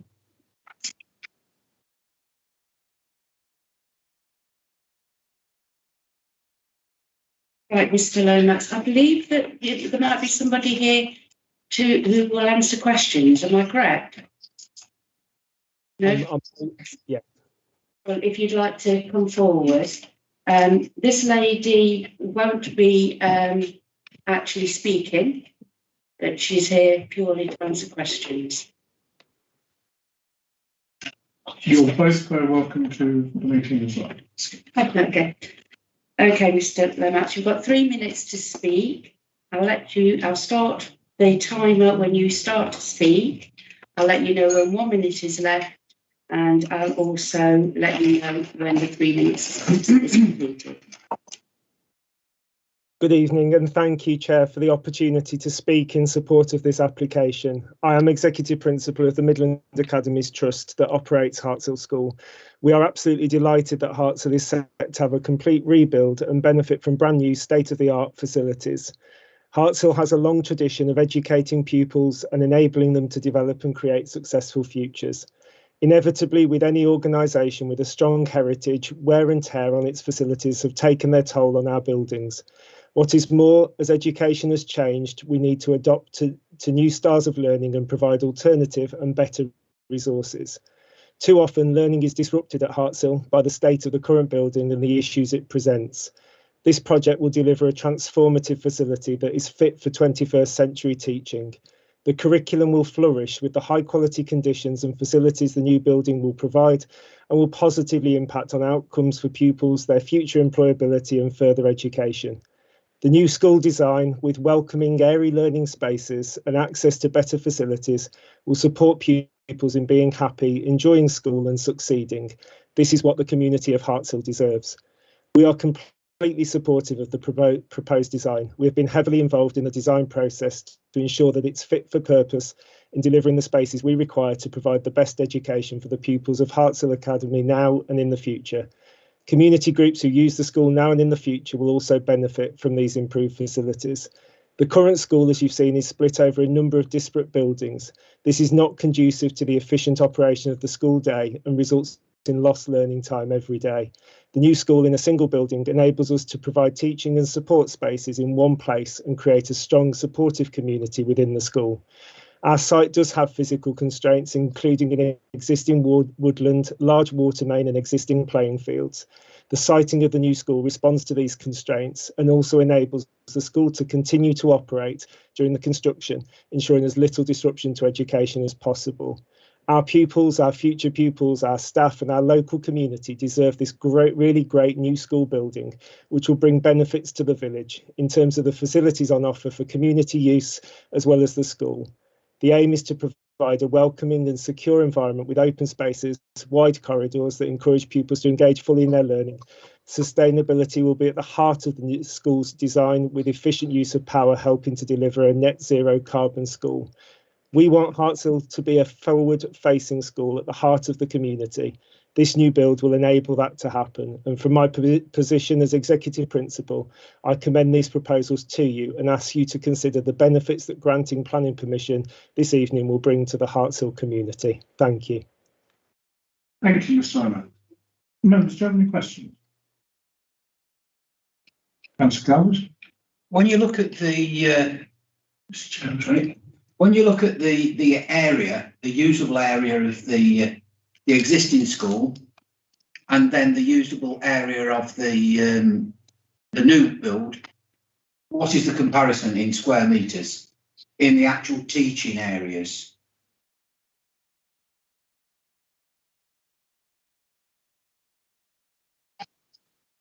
I'll make to answer that one. Okay, sorry. No, that's Looking that way. I'm from Waste Construction, so we're the developer for this scheme. Yes. So in terms of comparison, the new build footprint is a more efficient footprint overall. So the actual area on the site is less for the new build compared to the existing buildings. You've got, I don't know, 20 classrooms, 100 square metres. Yeah. That is. So teaching space is like for like reprovision. It is exactly the same. It is, yeah. That presentation, I think we heard exactly the same a few years ago, almost word for word. And that personally has stuck with me, that we've got to ensure, and it's difficult to say no to school extensions or replacements, but what we've got to ensure is that we get the best. We don't want second best, we want the best. And the opportunity to speak to people like yourself and ask the questions is actually key to transmit to you that yes, we want it, but we want the right school in the right place with the right facilities, and that's got to be the target. And we've also got to be mindful of the residents. And again, looking back at, I said TQA because Mr. Brown mentioned that, was the hours of operation there were 24 hours a day. And as a resident down there, it was absolute nightmare as a resident. So is there going to be a proper plan to limit the noise? And I mean, at one stage, they actually put sheets all the way down to keep the noise in. So, all of those things need to be borne in mind to make sure that we get the right school, the right place, and with the right conditions.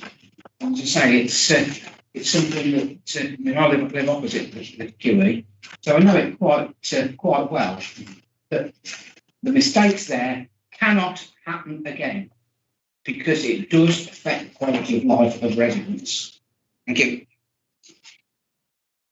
I think there was a question there somewhere. Well, the question do was your best for the answer. The question was the teaching area, which apparently is the same. Okay, so the teaching area is the same. Would you like to tell us how you're going to deal with construction issues and how that will impact residents? Yeah, of course. When we look at any site these days, particularly redevelopment on an existing school site, there are a number of constraints. So you've seen in the original presentation, a number of constraints on the site which limit where we can build a new building in this particular site. We don't like to, and certainly don't encourage disruptive education. So looking at early demolition of existing school buildings, decanting into temporary accommodation on the site, and then trying to rebuild on part of the site has a number of problems for the school in that day-to-day operation. In terms of the construction management plan, so we've developed a draft construction management plan that's part of our planning submission. There are some initial details in there in terms of how we will manage noise, dust, day-to-day operations, movements to and from the site, working hours as well. There are ongoing discussions in terms of finalising the basis of that plan. In terms of the disruption off-site and vehicles and congestion on the highway, we looked at a number of options when we picked up the original plans.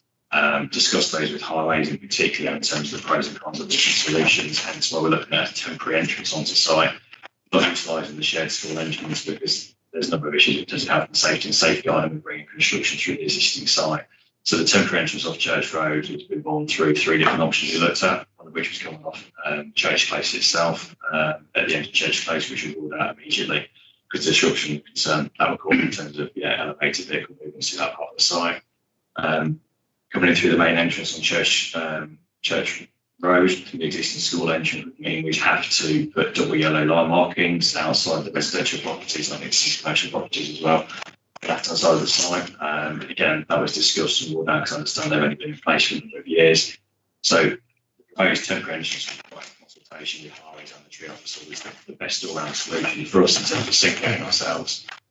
We are fully understanding of the implications of building adjacent to residential properties, and a consultation visits with members of Church Place led by our project manager to understand their concerns, and we have tried to respond where we can with the constraints of the site in terms of parking, fencing between our access roads and the rear properties, and identify those conversations.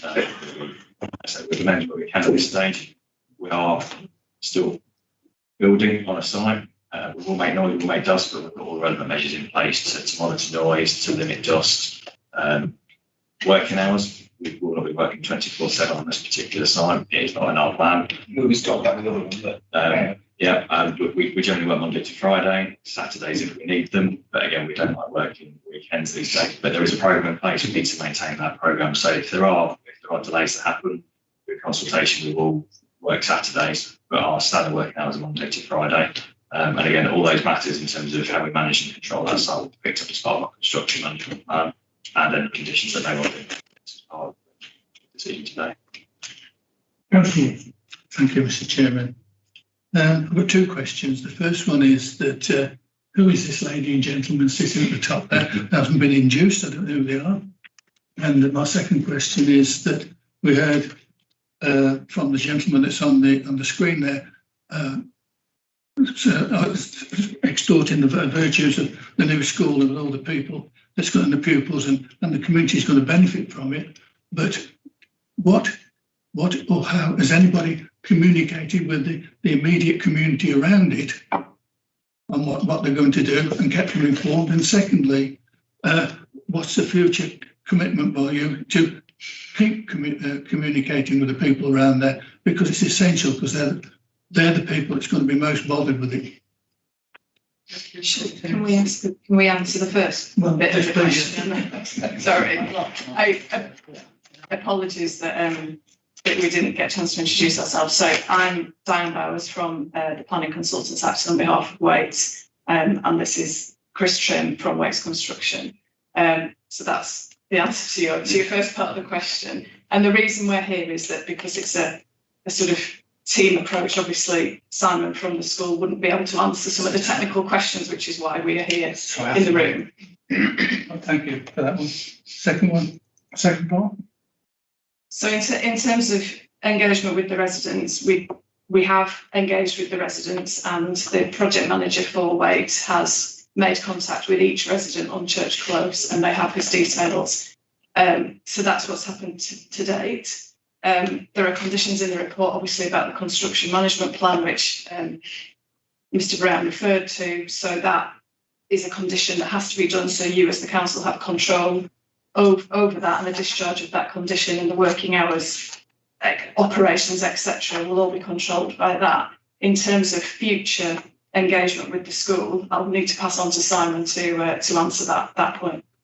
No, thank you. And we're absolutely committed to working with the community. As you say, Harts Hill School serves a community, and we very much want to work with the community.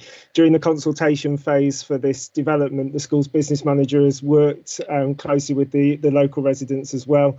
And we will continue to do that throughout the construction, but beyond it as well. For us, it's very important that we are part of the community and the community feel that they can work with us. So very much we want to keep that connection going throughout. No, I'm afraid not. I'm sorry. Just I'll speak for you. But that the lady says here that's not been the case. Your project manager hasn't spoke to them.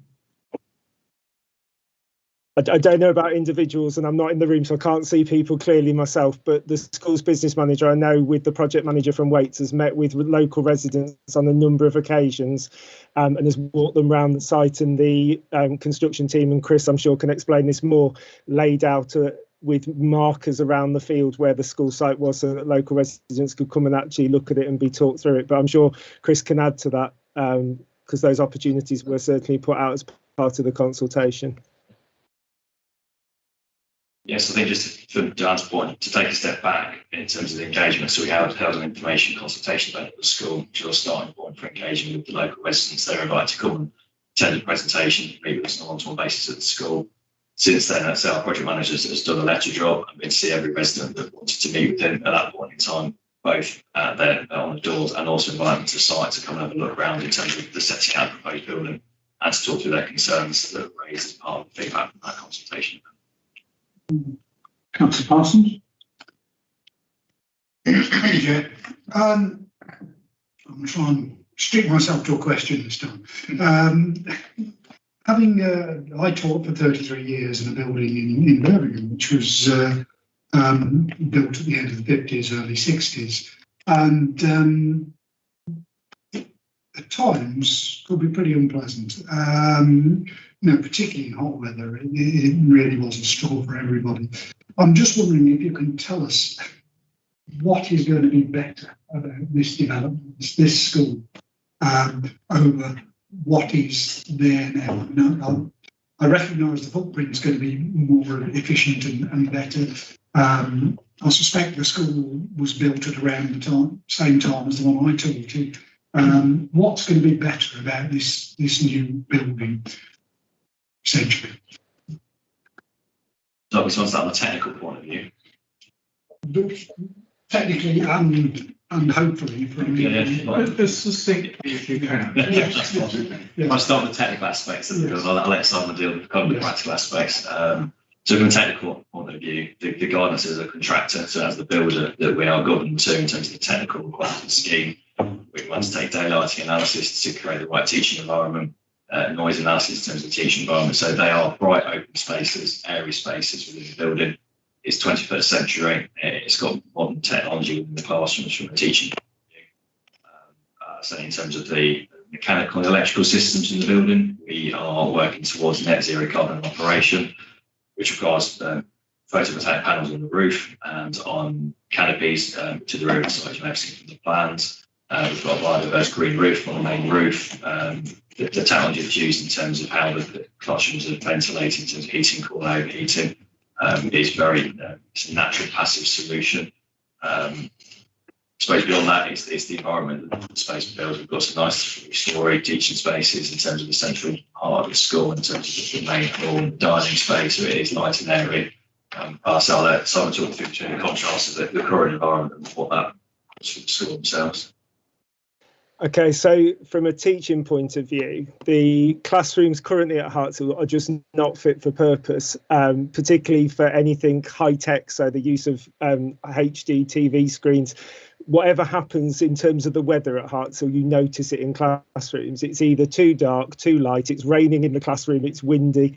The building just isn't fit for purpose. So in working with Waits and the construction team, we've really thought about the teaching environment we need, the best way that teachers teach in the 21st century. So the use of screens, the use of visualizers, their computer technology that they need in that classroom, and really thought about those spaces so that pupils ultimately will get the best learning experience.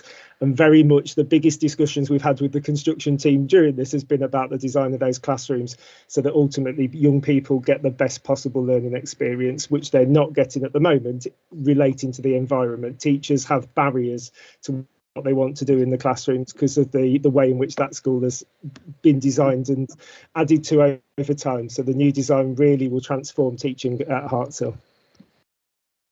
Thank you, Councillor Bell. Thank you. Is there any reason at all why we can't have obscured glass in the top two stories of the elevation facing Church Close? There is, unfortunately. Yeah, so again, feedback from the consultation with the residents was that the concern of overlooking from those particular rooms on the first and second floors.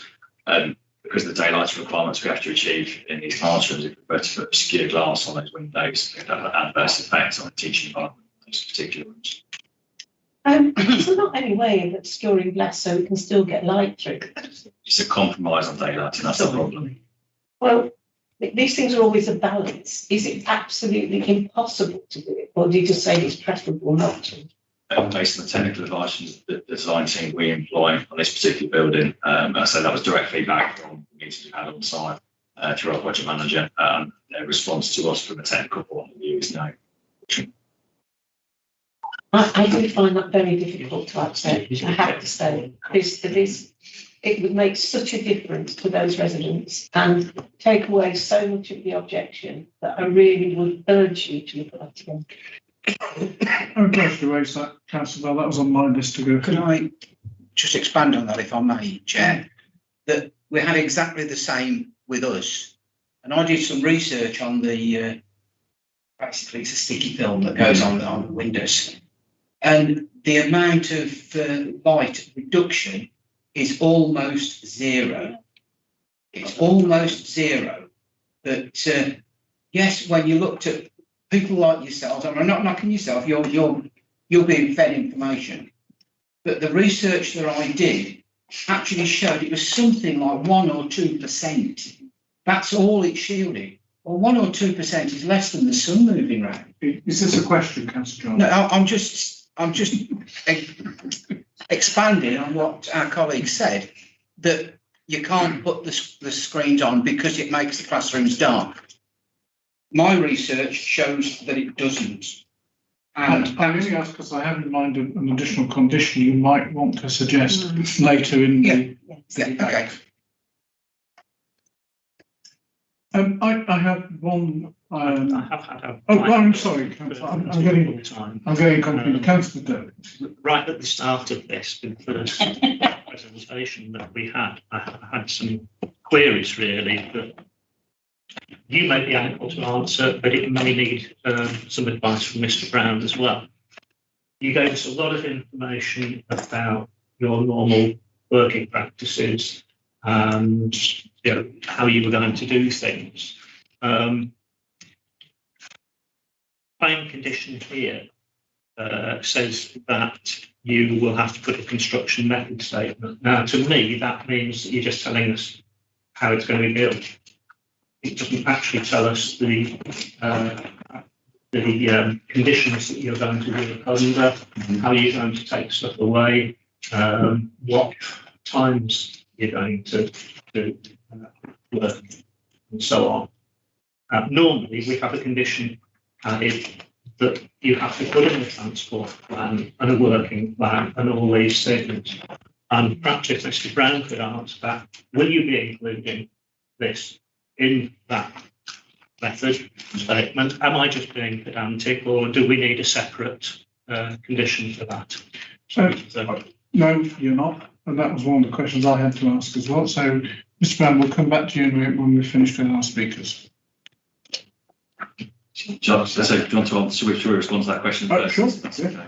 So yeah, we submitted a draft construction management plan, which is what you're referring to, which talks about all of those things. So that was submitted with the application. So all those points are covered in that.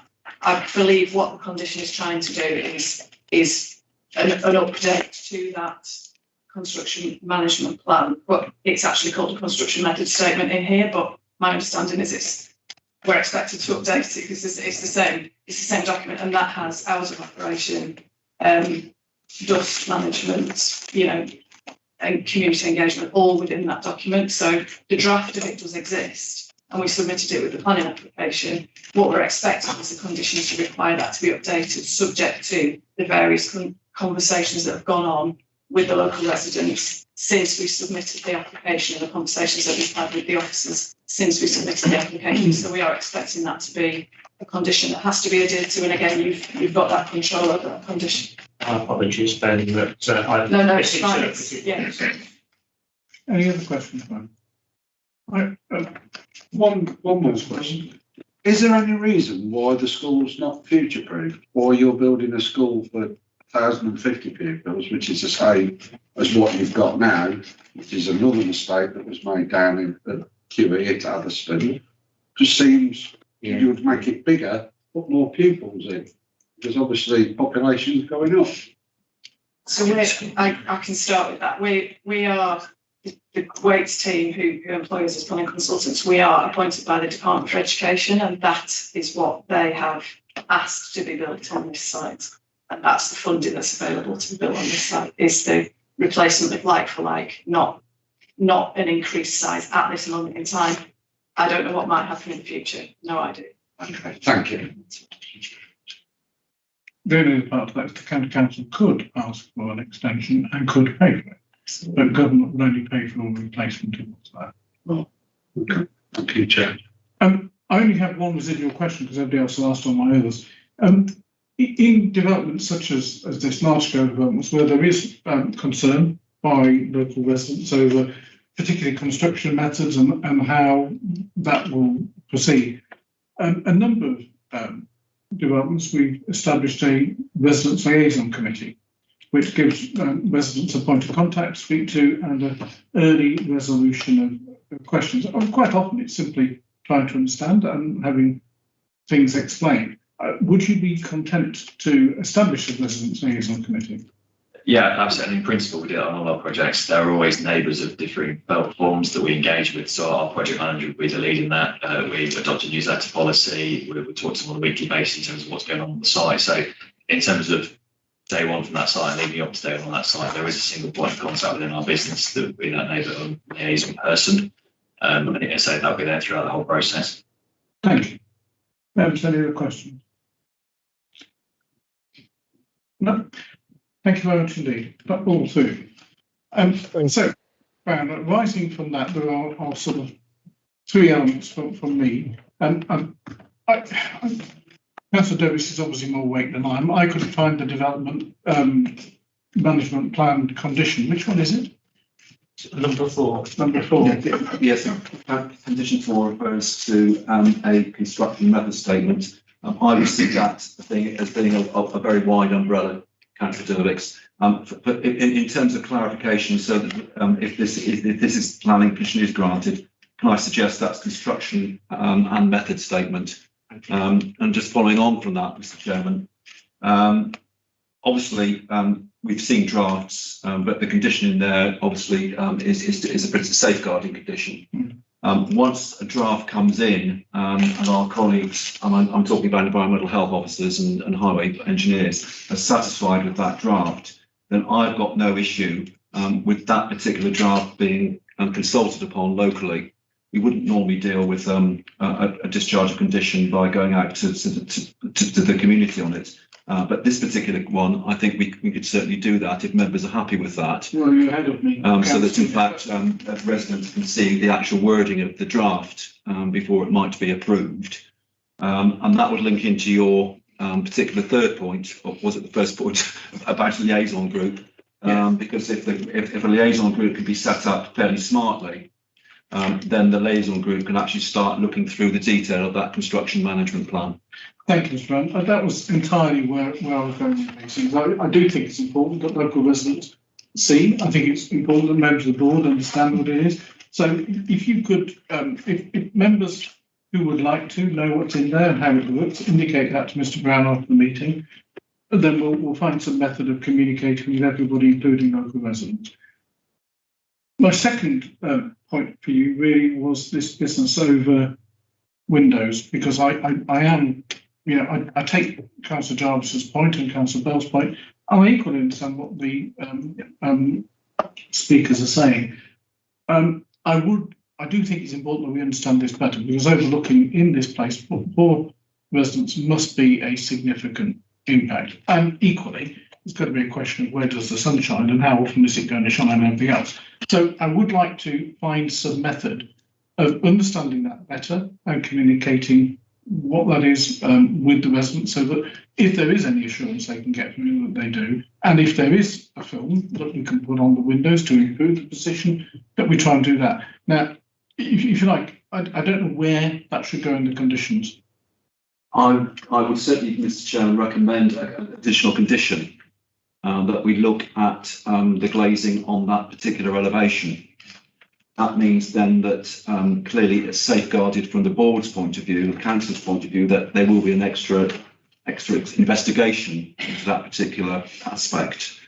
We will therefore invite the applicant to come back with a series of options. It may be, as Councillor Jarvis says, it may be just shutters, it may be something else.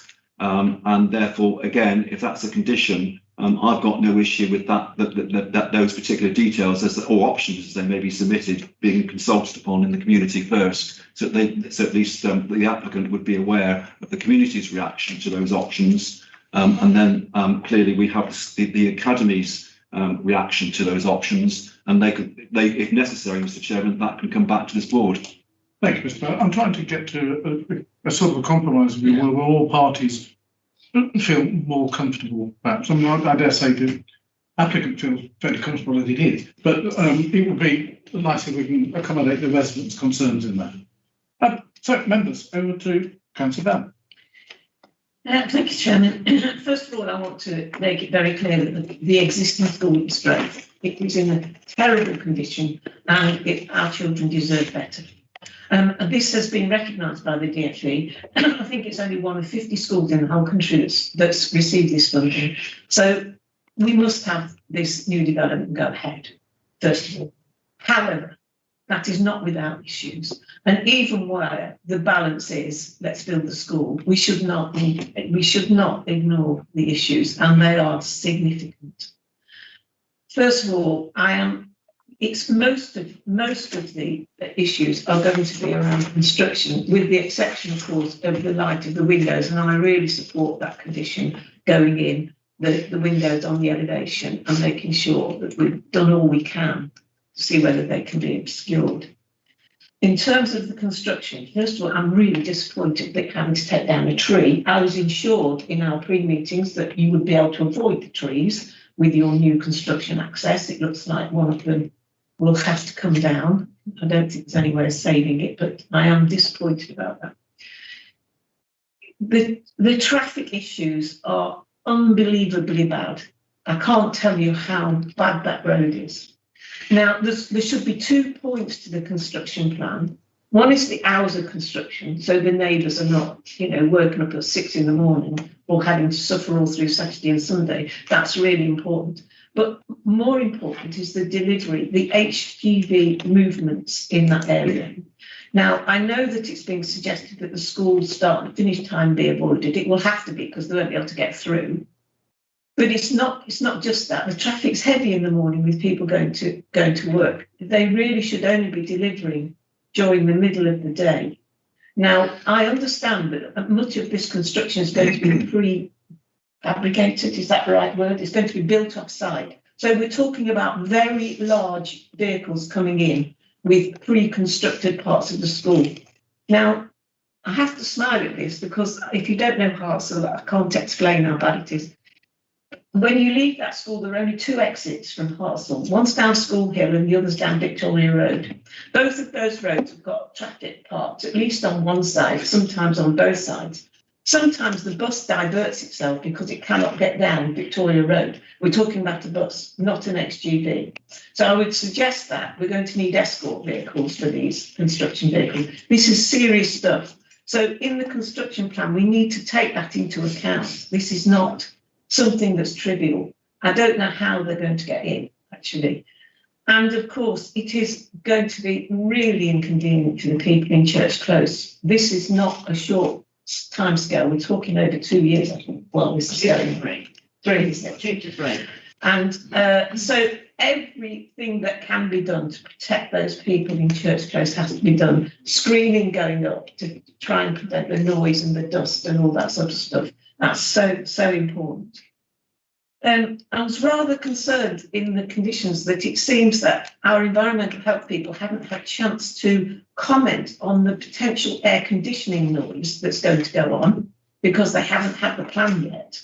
That can't happen. We need them to be involved before that is sorted. So we need, I don't know at what stage that can happen, but that needs to be done as part of an earlier plan. Also, in one of the occupation conditions, it says about insulation. The building has to be insulated before it's occupied. I would have thought insulation should have been sorted out before that stage. A bit late then, isn't it, if we decide the insulation is not good enough. So the insulation should be sorted out to ensure that the noise doesn't come out of the school, and that should be sorted out much earlier in the process. So I would ask for that condition to be moved up the list a bit, so we get that sorted out earlier. Just on a quick look through. Yeah, we haven't actually had a final view from highways, and I think that's going to be quite interesting. I think they're struggling with this. I know that the school's the same size, about which I'm very disappointed, but I'm not going there because it's not within our control. So, just leaving that one. It is the same size. So technically, highways can't say much about the traffic because it's the same as it is now. However, there might be something to say about the HGV movements. That's going to be quite interesting. So I'm not quite sure what they're going to come back with and whether that can be sorted out through condition. So yes, of course I'm supportive of this school being built, but we really do have to look at this carefully and make sure we get the conditions right and make sure that construction management plan has got everything possible in it to protect the people in Church Close and indeed all the residents of Hartshill from absolute chaos for 3 years. Thank you. I think Councillor Bell is referring to condition 12. Yeah, condition 12. But equally, condition 9 should be moved as well. Councillor Hayfield was next, I think. Yes, thank you, Chair. Along the same lines as Councillor Bell, I think it's essential to press ahead with the rebuilding of the school. The pupils there have suffered for a long time with absolutely awful buildings and also not having a very happy relationship with Ofsted, which doesn't help. But I think there are some missed opportunities here. It isn't going to stop me supporting the application, but I think the design, frankly, just looks like an office block.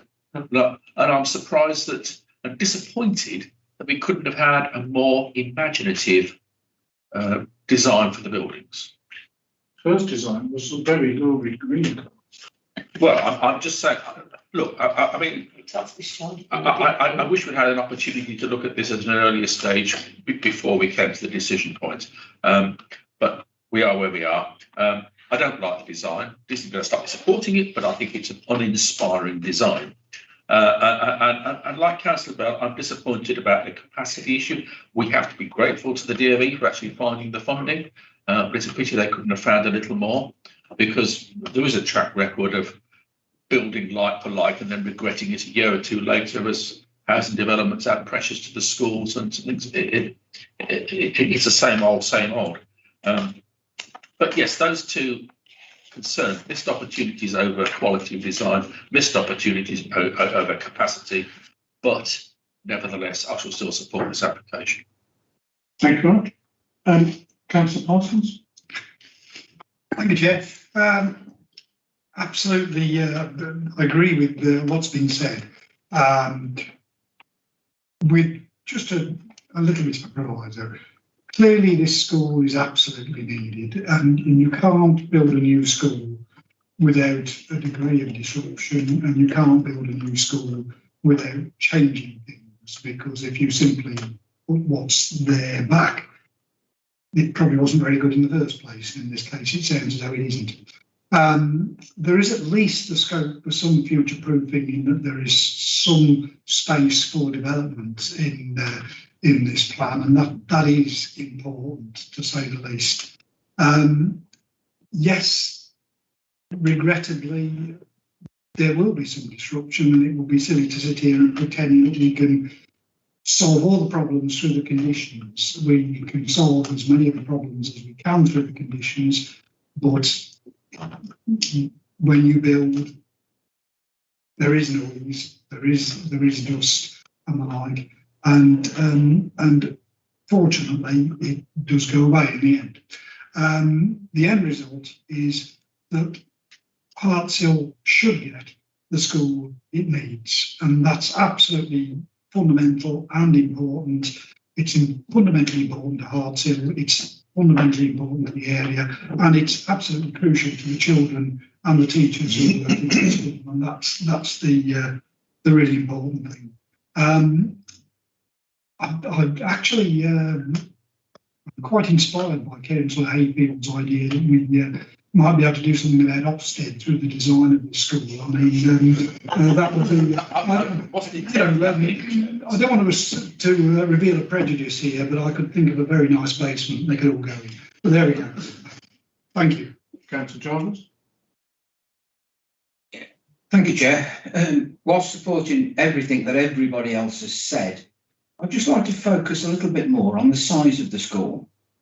Having been through it, as I say, in the last few years, that all of the schools in this area currently are oversubscribed. The one in Atherstone, there's over 2 applicants for every space in that school.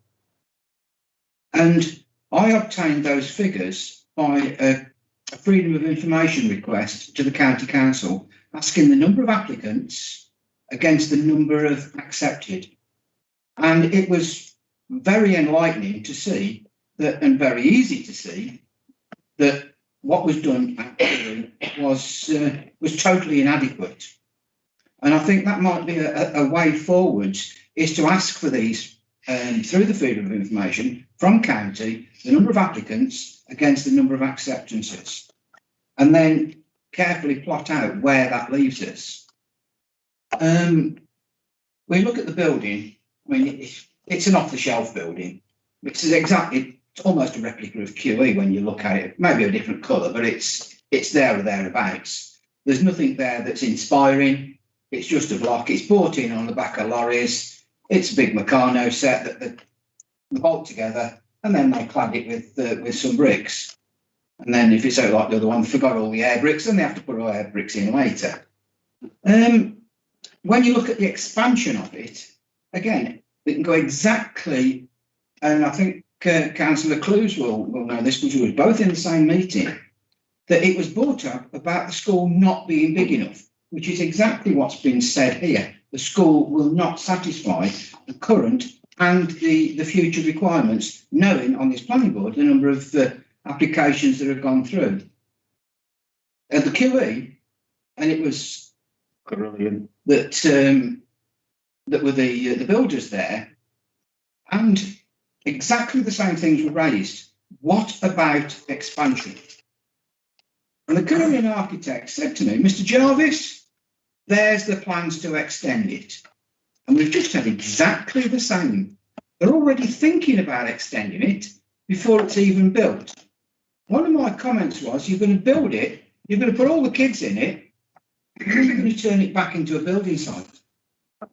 And lo and behold, they can't do the extension that they was looking at because there's a load of students in the way. So when you look at the expansion plan, is that been done right? Because Councillor Jones, we have to deal with the application. Yeah. However, there are wider issues. We can only focus on what's in front of us. Yeah, Joe, but it's been mentioned about an expansion, and that they're planning the possible expansion.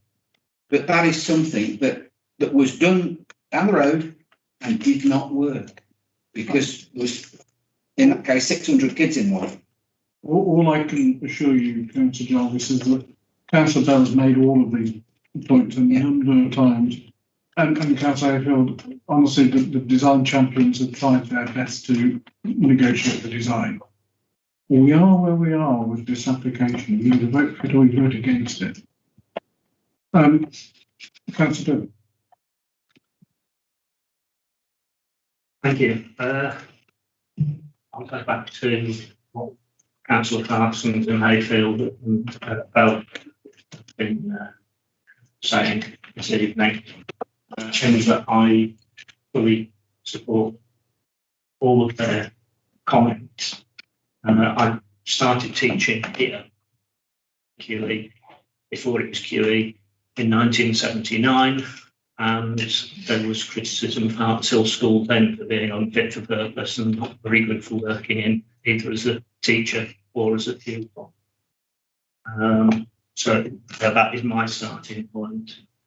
I'd like to enlarge a little on what Councillor Bell was saying about traffic and heavy goods vehicles, and make a comment that I think that both of the other three local councillors will support me on, and say that it is not just the HGVs that are a problem. During the construction of QE, there was a big problem with other tradespersons with vans and cars turning up, and they jammed up the whole area by parking everywhere during the construction.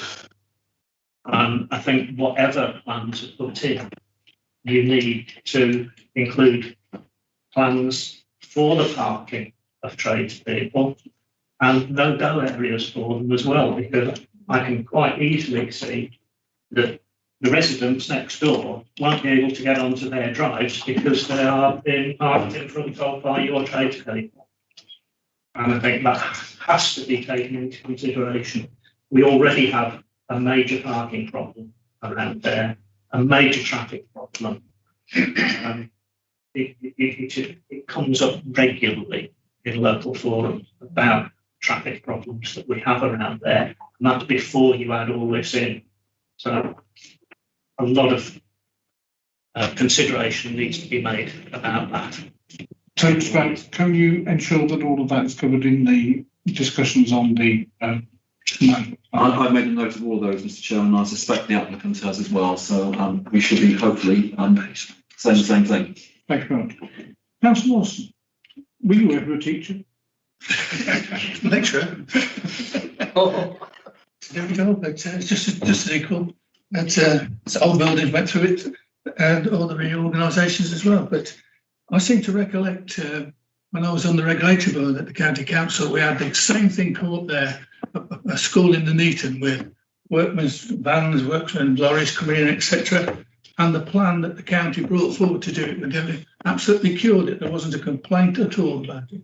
So it's down to planning. So whoever's on the county council and planning it, or to deal with it. So, members, there's been a very wide-ranging and I think thorough debate. Mr. Brown has produced a set of conditions with a recommendation. We've amended that, I think, in 3 areas. Would you just remind us of those 3 areas, Mr. Brown? It was about 6 hours ago. Well, firstly, construction. The condition 4, which is the construction method and/or management plan. We need to look at the wording of that and then ensure that the details that come in as a respect of that have already been gone through some public consultation. So that in fact, when they do arrive here, there is some degree of support. There won't be overall support for it, but there's some degree of support in there for that.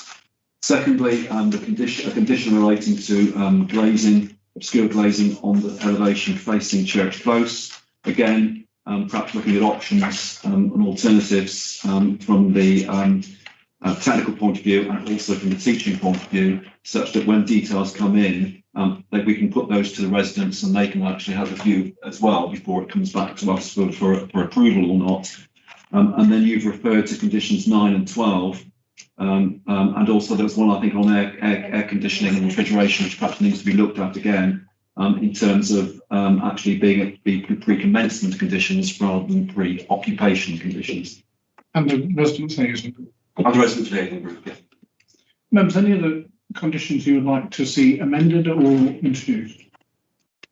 In which case, I only need a proposer and a seconder for either this motion or any alternative. I'll second it. Proposed and seconded. Do we have any alternative? Let's go. It's been proposed and seconded for consent with the conditions amended as Mr. Brown just read out. I see those in favour. And those against? Thank you very much. That's carried. So plan permission, conditional plan permission granted. Thank you very much.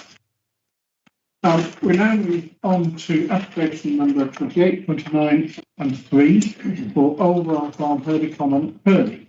Mr. Brown, would you like to introduce this? Thank you, Mr. Chairman.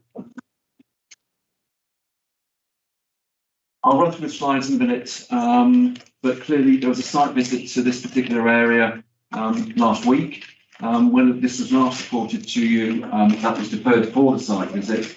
And I said that took place last week when half a dozen members turned up.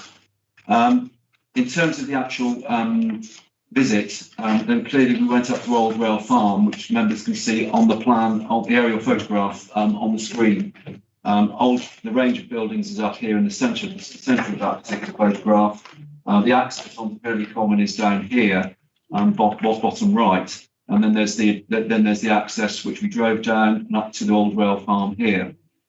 The Severn Trent Water Depot is here on the far left. Members saw that on the site visit, and we also had a look at the storage area here on the north side of that depot. So we walked up and down this particular drive, and we walked up and down here as well. We looked at all the buildings in the complex, which is here. In terms of the actual slides, then the footpaths are outlined here. As you can see, the footpath up and down the drive, which we walked up and down, and the footpath that goes to the east of the farm, which in fact runs up and down here on the aerial photograph.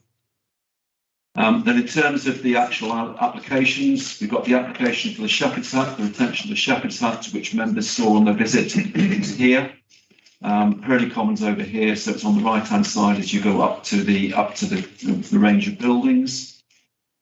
Shepherd's Hut, and then in terms of the site for the this site for the HGV storage, which is parking and maintenance, which is this building here, as you can see on the plan that I'm pointing to now. And then in fact the building for the various uses is the building behind it, which is here. So the two buildings that we're looking at, let's have a look at this particular image, Mr. Chairman. The parking and maintenance of HGVs was here, and the other uses was here. It's on a larger scale, but you can see it's in the main complex of buildings. Since the last report came to you, Mr. Chairman, an amended access plan has come in, and you can see from the report that we consulted the County Council on that, and they still maintain their objections. Members spent some time at the access between the drive and Hurley Common at their site visit. They looked at the width of the road, they were aware of the speed limits, they saw the traffic going up and down that road, and they particularly looked at the visibility displays left and right. And members that went on that visit can make their own minds up in terms of whether they agree or not agree with the Highway Authority's objection. But as you can see, Mr. Chairman, the Highway Authority is maintaining its objection. In light of that, Mr. Chairman, in terms of the recommendations, then the recommendations are still to refuse the three planning applications, which is under recommendations A, 1, 2 and 3. If those recommendations are taken, Mr. Chairman, then the board will have to look at the expediency of enforcement action. And you may wish to take that separately, Mr. Chairman, after you've looked at the planning and merits of the three applications. Enforcement action here is recommended, and that's under recommendation B. In terms of recommendation C, Mr. Chairman, which is the allegation that there's an unauthorised haulage use from the site, then following the site visit, I would ask, Mr. Chairman, this particular recommendation is reviewed. My own view is that there may not be a material change of use here, and therefore I'd want to review that in some detail before actually making a firm recommendation to serve a notice. And I'd ask for extra time for that to happen, please, Mr. Chairman. Is that recommendation? That's recommendation C.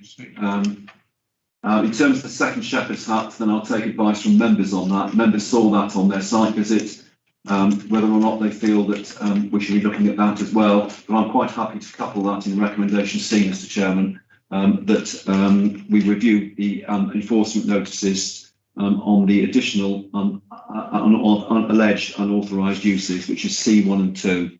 So perhaps under C, we review that.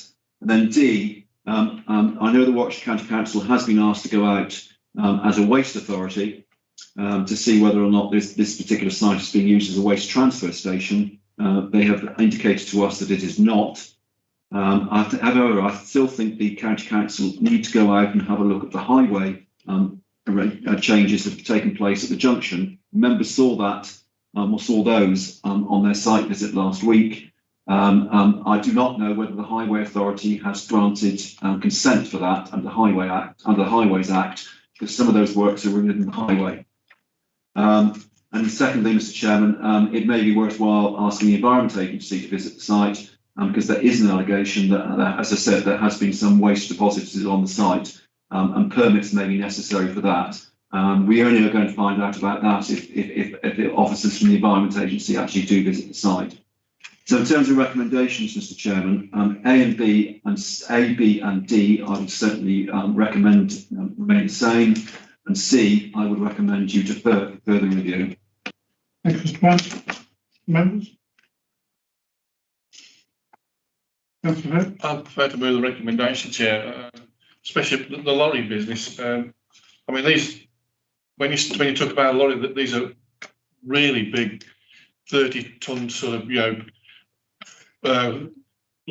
stuff that they build highways with, and it's. I've never met one coming up, but I've been behind them when they've turned into that road, and it's quite difficult to sort of for the turning. Again, I've never seen them turn out, but those sort of lorries are not really fit for that sort of road. No, I'll move the recommendation, Chair. Councillor Davies. I think that one of the proofs of how unsuitable that entrance is that it was very difficult to exit the site when we finished the site visit because of the lack of visibility. Certainly in my car, I had to very, very gingerly come out of the entrance there. I don't think it is suitable for a higher number of vehicles which will be represented with these developments, and I agree that with the recommendations that we've been given just now. Thank you very much. Members, please accept my apology. I was absolutely attending on Friday, and I had to call Councillor Jarvis and explain that I couldn't. The planning officer had left the building on his way to the site visit, so I couldn't explain to him. So I apologise. Councillor Jarvis. Having attended the site visit, I think everything that's been done there looks very, very tasteful. They've done nothing that's obtrusive, and in my opinion, and it's my opinion, that they haven't done anything that harms the looks of the area. In actual fact, some of the buildings they've actually enhanced the way that they look. And the two shepherd's huts, you could drive by them and not notice them. They are actually set down below the areas where you're driving by the drive, which is a considerable drive, and you're looking at HGVs in and out. Severn Trent also take big tankers in there, in and out, and I don't believe there's ever been any accidents there. Yes, it is a little bit limited on site, but I've seen a lot worse. That you can see a fairway in both directions, maybe not as far as the specification says, but I think what's been done there is tasteful, and as I say, with the visibility display, yes, it probably doesn't comply to what the book says, but it's certainly, I don't think, far away from it. And maybe one of the things that they could do, and I believe that the local members have been campaigning for a reduction in speed limit down there. Maybe that is something that we could look at or offer that would appease all things, because if it's a lower speed limit, the visibility display actually comes down. So, I mean, I would actually vote to allow it to go. And just so clear, is that before or after the reduction in speed limit? With an offer of it, yes. Put it as a, if we could do that, well then I see no problems. We can't. It's a county council proposal. Well, I would still say we approve it.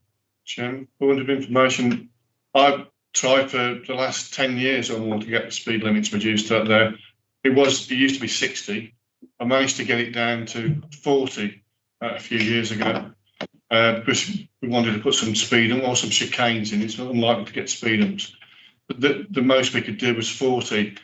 I was thinking about having another go at it, but like I say, it's a long and tedious job. Sort of having a go at the county officers and the rest of them. It may be we may get the speed limit reduced sometime. But it doesn't really sort of mitigate the fact that entrance is a small entrance. Yes, Severn Trent go down there, but that's historical. That's been there since before I was born, so an awful long time ago. Turn of the century. Turn of the century, yeah. And to go, so on the visit, it does look nice down there. They've made some nice it looks a nice place to live. They've done some nice work down there. A lot of it's really quite new. A lot of it probably for the fact that we were coming down there. Another point of information is that a few days before we came down there, they were widening the display. They were putting in the bollards at 20s. So I don't suppose it's had particular permission. It was a day or so before we got there.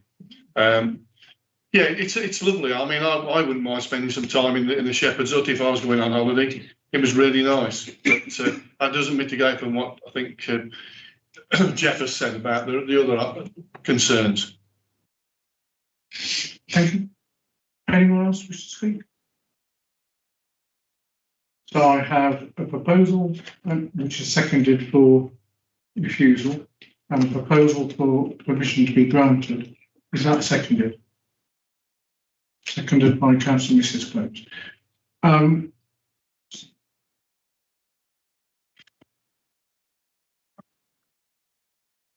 What's going through my head is if we were to go out how to do with conditions.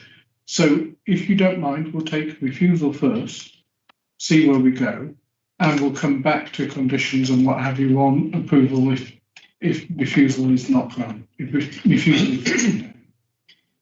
Would anyone else wish to speak before we go through that process? Okay, so can I see all those in favour of refusal?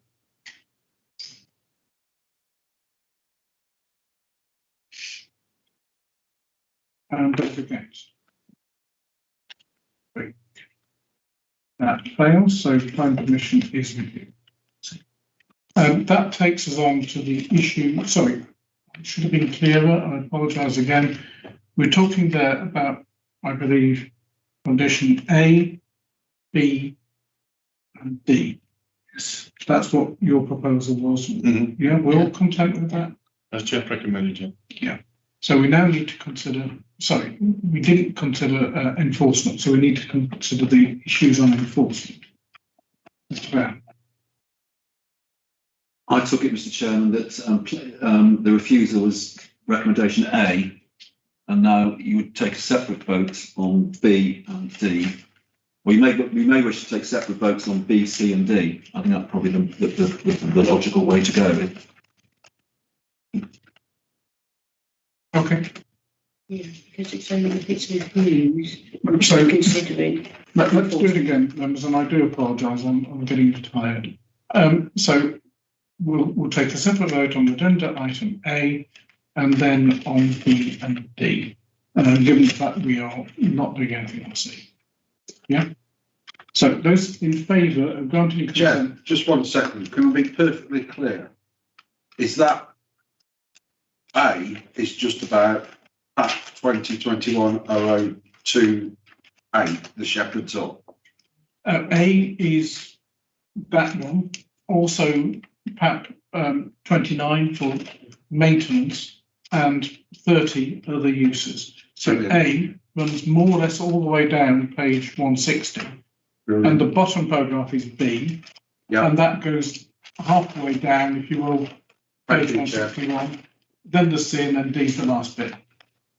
So vote on item A, which is proposed by Councillor Phillips, seconded by Councillor Dirks. Look out, right? No, that's what it was. I thought it was somebody else, but yes. Oh, okay. It doesn't matter who was seconded. So all those in favour of recommendation A, which is to refuse consent for the 3 items that's there. And those against. Same vote as last time. Recommendation B, which is to go into enforcement action following the refusal of planning consent that we just done. All those in favour? And those against? Same result. And recommendation D, that the Environment Agency and the County Council go and look at the site. Those in favour? And those against? Thanks very much. Thank you. Right, members, apologies for that. Just to be very clear, we're asking to defer C and to have a report from. Yeah. Yeah. if you have to vote on it. Happy to vote on that. All those in favour of deferring item C? Those against? Unanimous. Thank you very much. Agenda item 8 is consultation on the Transport Works Act order. Mr. Brown. Thank you, Mr. Chairman. This is an unusual report because I think it's the first time we've actually had to report to you on an application for a Transport and Works Act order. The report gives you some background. It's clearly connected with HS2. It's connected with the extension of the tunnel, a Bromford tunnel at Water Orton. There are a couple of points I want to make. Firstly, HS2 considered that the extension of the tunnel and everything that goes with that in terms of the operational side and the construction side is a variation which they can deal with under the Act. In other words, they deal with that under the normal scheduling consent procedures. We say no, it's far more significant than that. It's outside the limits of what can be varied, if you like. So in that respect, we have some support, because you'll see that the Secretary of State has indicated that the variation requires an environmental statement. An environmental statement is required when the person making a decision considers that there will be significant environmental impacts. So that's where we are coming from. The way to do the variation is, if it's not done through Schedule 17, is through this particular order, which is separate under the plan legislation. You'll see from the report, Mr. Chairman, that there has been no environmental statement submitted. HS2 are arguing with the Secretary of State at the moment as to what the interpretation of significant environmental impacts mean, but we have no environmental statement. Now, whilst this is maybe a procedural matter, as the report indicates, a matter of how we deal with certain things, there are environmental impacts. First of all, we've already had the indication from the Secretary of State that he considers there to be significant environmental impacts because of the variation. And those environmental impacts are expanded upon under section 3.3, particularly paragraphs 3.32 and 3.33. The construction phase there will be significantly different, and we outline the impacts that might have. And then also under 3.33, the operational phase we also consider will be significantly different. And you can see the reasons for that.